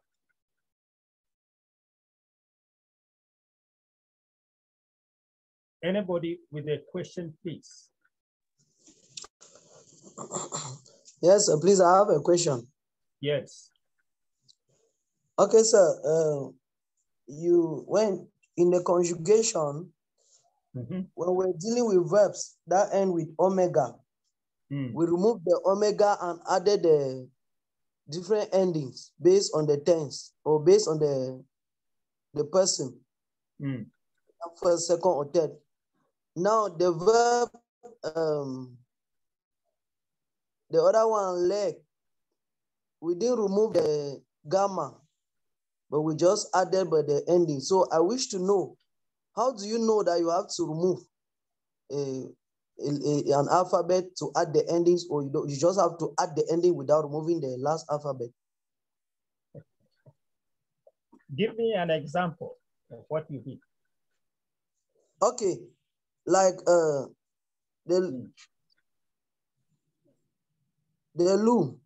losing. Lu, yeah. Yeah, lu. When we are conjugating lu, we remove the omega. Yeah. And we, yes. This is now lu is the state of the verb lose. Yes, sir. Omega is the person or the subject of this. So omega here reflects the pronoun I. You get okay. Yeah. Now, let me say you have now prenup, just as I indicated somewhere here. Prenup. Prenup, we do it this way. Prenup. You get it? So this is the stem. The stem of prenup is up to here. You get it? Hello? Yes, sir, I'm seeing. Yeah. So prenup, the stem is up to here. Have I changed the ending? Okay. The ending remains omega, isn't it? Now, Okay. in the second one, just wait. In the second one, I'll remove this stem. And then I add this stem here. Okay? Prenup. Prenate. Prenate. And then this one, if I remove this one, will be prenate. Prenate. Okay? Yeah. So this means I judge. Okay? Yes, sir. I judge. Okay? I judge or I'm judging. Renee is you, singular, judge, or you are judging. Renee, he, she, it. Judges. Judges. You get the point? So, what is very important is for you to know the stem of the verb, and then you add on the endings that are here. Okay, sir. Yes. Just as simple as that. Now, for example, you may have the go. The go. Okay? There go. Which means I say. Okay? So, the stem of Lego is up to here. You get that? Then you just only take this stem, come and fill in here. Even the end is there. You get it? Is that clear? Okay, sir. It's clear? Yes, sir. Okay. Excuse me, sir. If the verb ends with omega, does it mean that first person singular will be omega at the end, 2 omega? Yeah. First person singular. Okay, first person singular will have double omega at the end. Double omega, where? Like where? Like in the assignment, we have Hello? Argo. Hello? Yes, sir. In the assignment, we have Argo. Argo. Okay. Yes, sir. And it has omega now, at the end. Wait. This is Argo. Yes, sir. Argo. The stem of Argo is what? Argo. And this is the end. I leave. You get me? So you don't double the omega here. Already this is first person. And then you take the stem, put it here, there, with this ending. Omen, ete, osi. You get it? Okay, sir. The last question, please. Yes. Yes. I may have a challenge in how to bring out the stem of every verb I meet. Is there a strategy we can use to that when you see a verb, you automatically know that this should be the stem, or you just remove the last letter to give you the and the remaining one will give you the stem? For example, here we have this one, isn't it? Any verb that has an omega. Any regular verb that has an omega. You only remove the omega and then you get the what? The stem of that word, of that verb.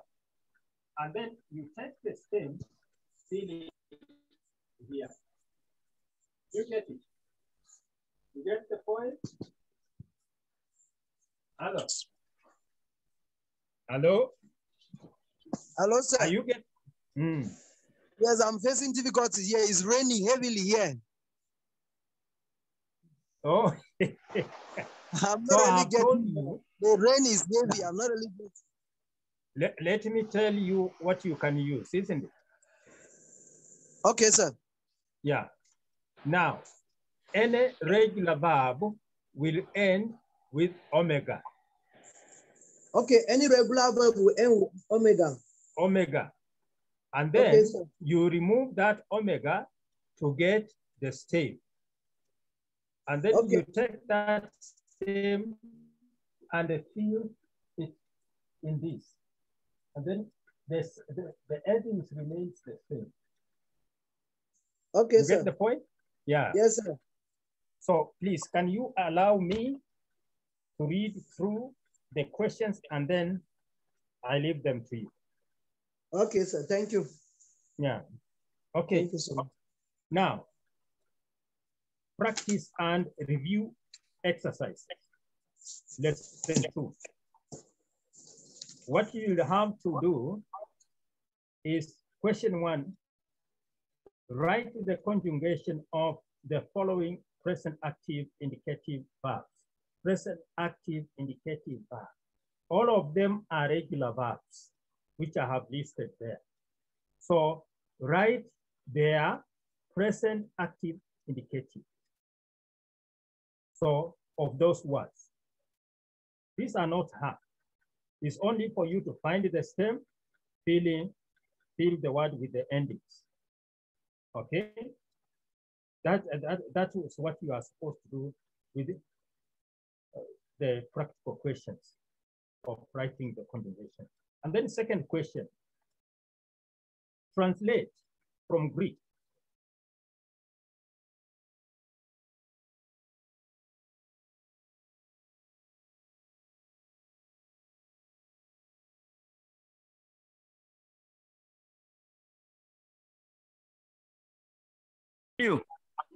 I want to do one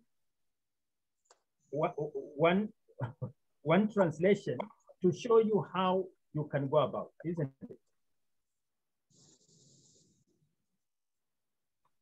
Now, I'll do it on the board, and then the rest you do on your own. I'm going to do question 1 on the board. This is why I told you, if you don't attend the class, it will be hard for you. It will be hard for you to do the translation. And I have the conjugation of the verb. This is on the board. Is that okay? Yes, sir. Yeah, okay, let's do that. Now here, we want to start translation. Translation of simple English or Greek sentences.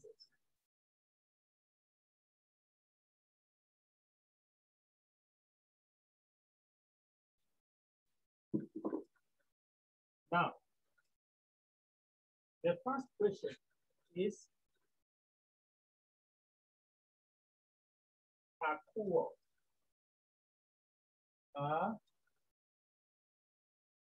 Akuo. Akuo.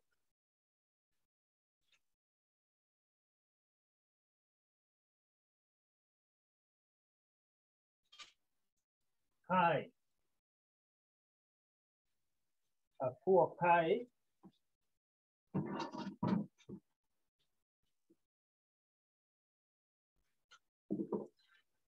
Akuo kai. Lepo.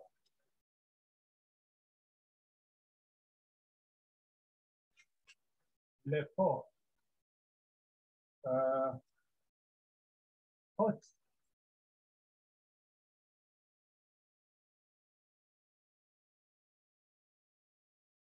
Hot. Adelphe.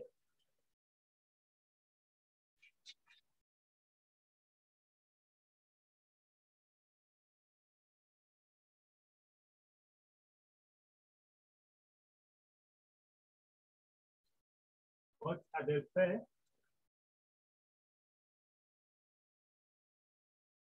Hot Adelphe. Graphics.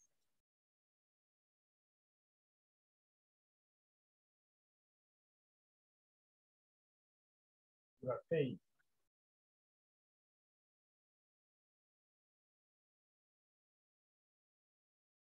Now, how do we translate this?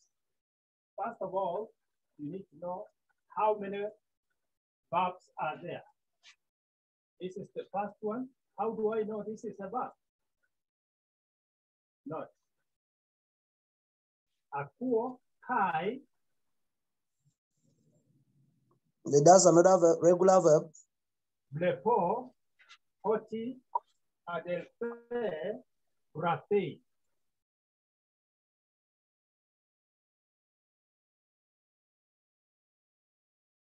Now, this is first person singular of akuo, which means I hear. I hear. This is kai. Kai.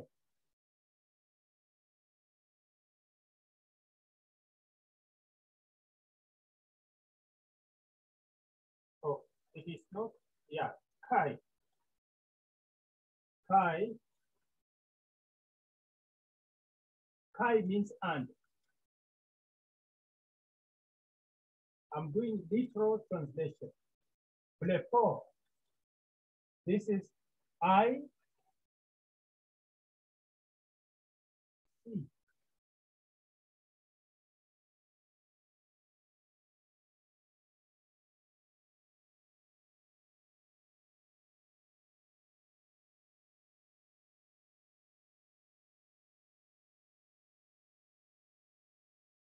I see.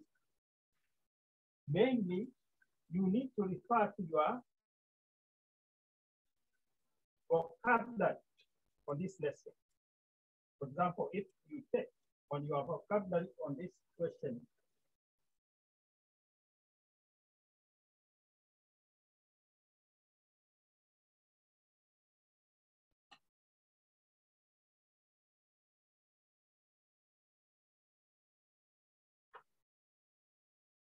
when you are doing the translation, please refer to your vocabulary here. This akuo is this one. I hear. Kai. Kai is here. And blepo. Where is blepo? Blepo is here. I see. And then hoti. Hoti may mean that stroke. That stroke. Because.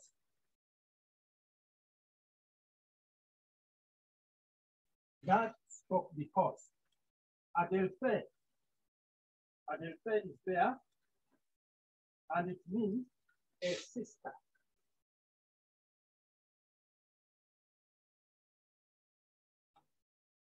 A sister. Because it's a sister, here we use the word, this is third person singular. It ends with it, a.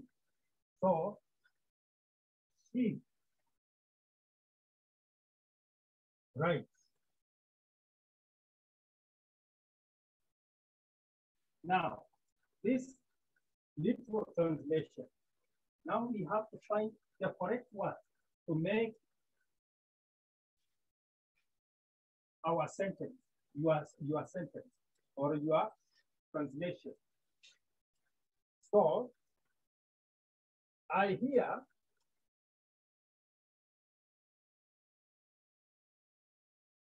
and instead of repeating I hear again, I hear and see. So you don't repeat us. See that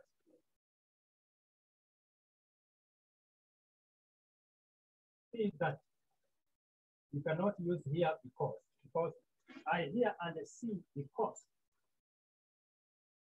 No.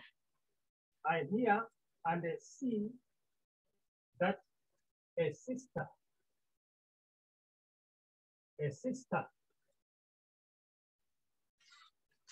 writes.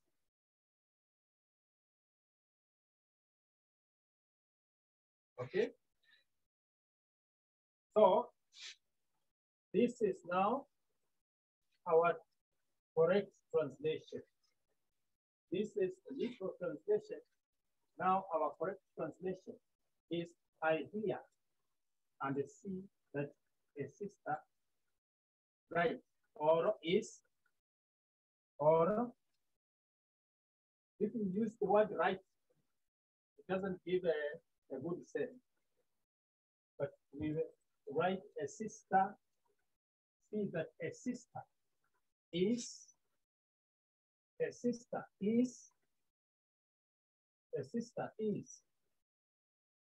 writing. I hear and see that a sister is writing. So it is a continuous process. I hear and see that a sister or that sister is writing. So we will meet that. That sister is writing. That sister is writing. Or see that sister writing. That sister writing. So that becomes the correct translation. I hear and see that sister writing. I hear and see that sister writing. You get the point? Hello? Yes, sir. That one looks complicated. Yes, sir. Yes, sir. This one looks complicated. Hello? I'm not getting you clearly. Hello? Yes, I'm saying that this one looks complicated. Which one? I mean a translation. There are a lot of modifications. I told you, as you do the correct translation, please refer to your vocabulary. Check the words in the vocabulary and fill them literally. And then after filling them literally, arrange them in the way that they can make a good sense that someone can understand. For example, if you say, I hear and see that because a sister, she writes, you see? So you have to rearrange. I hear and see that sister writing. It is not complicated. You get me? It is not complicated. Sir. As we continue, you'll find that is not complicated.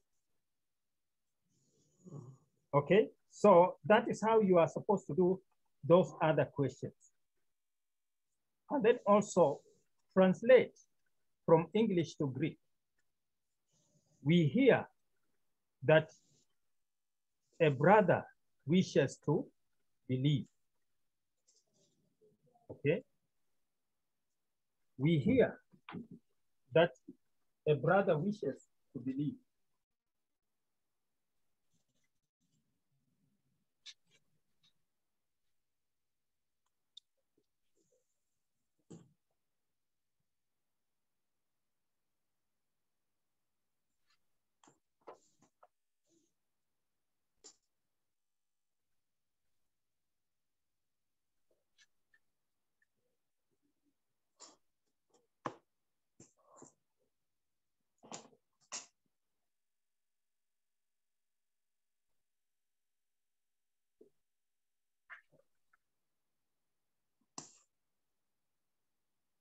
To believe.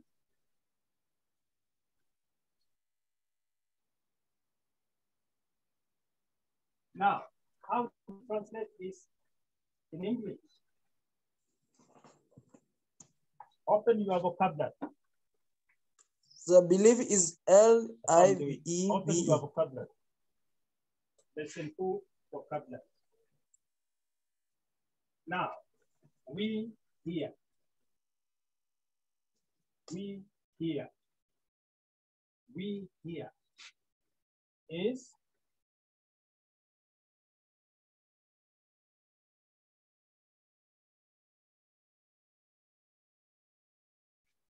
a poor man.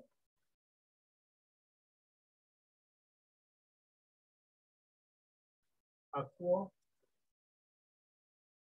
man. A poor man. That's 40. 40.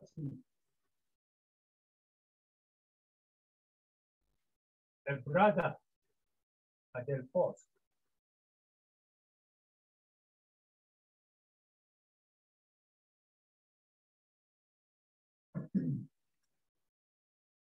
At the post.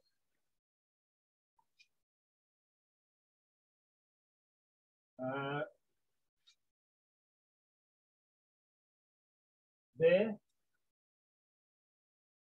lay who believe. Believe. You check in the vocabulary, where is the belief? Is istue, istuo. So how do you write it? Remember, this is an infinitive, to believe. So how do you write it?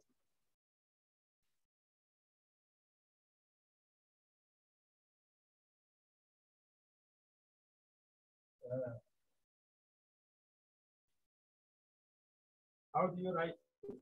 To believe is peace.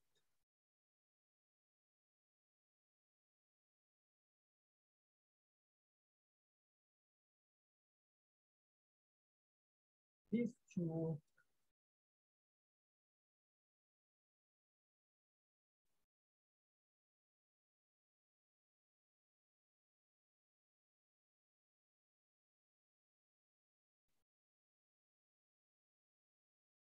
is to a is a.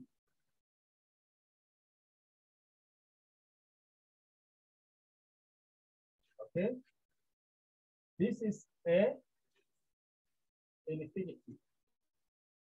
Why? To believe. A poor man forcing at the force. The lay is to a. Is to a.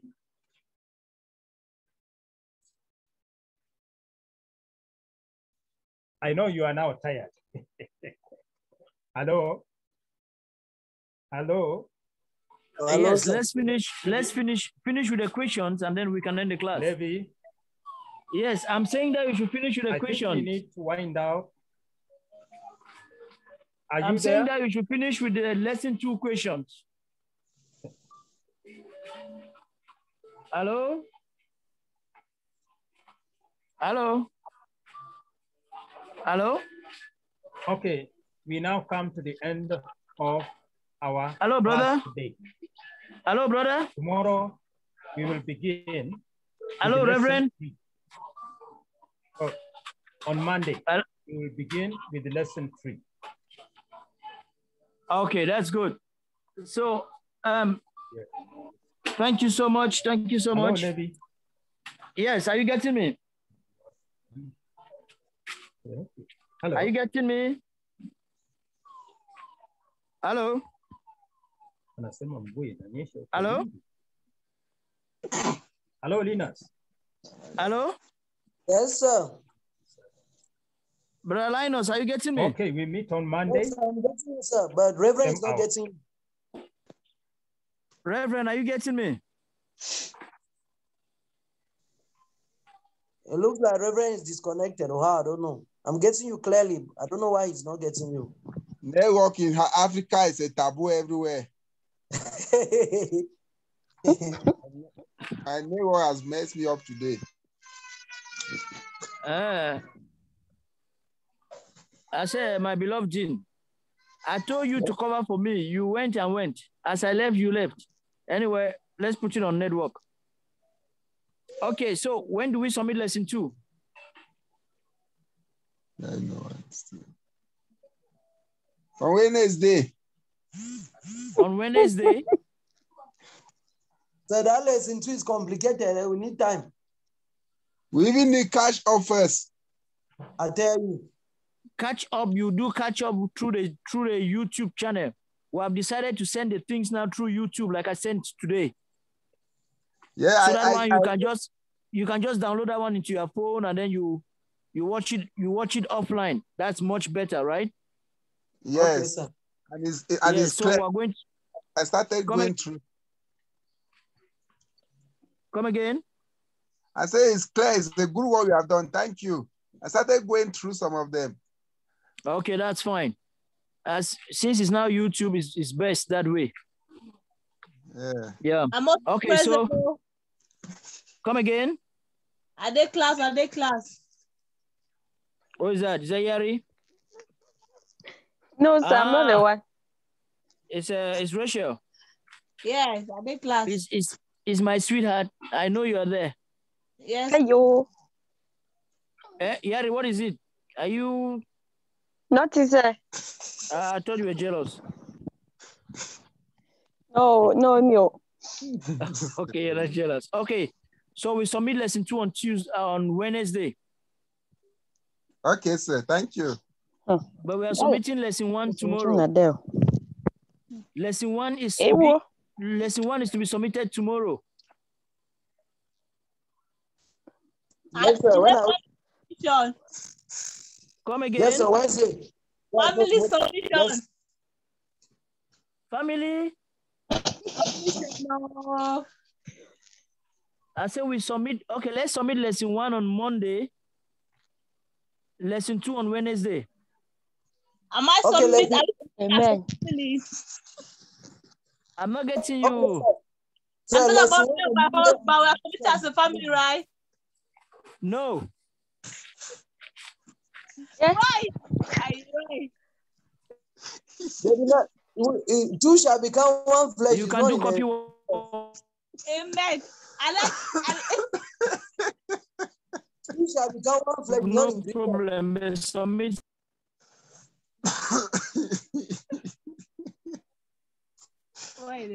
Help me.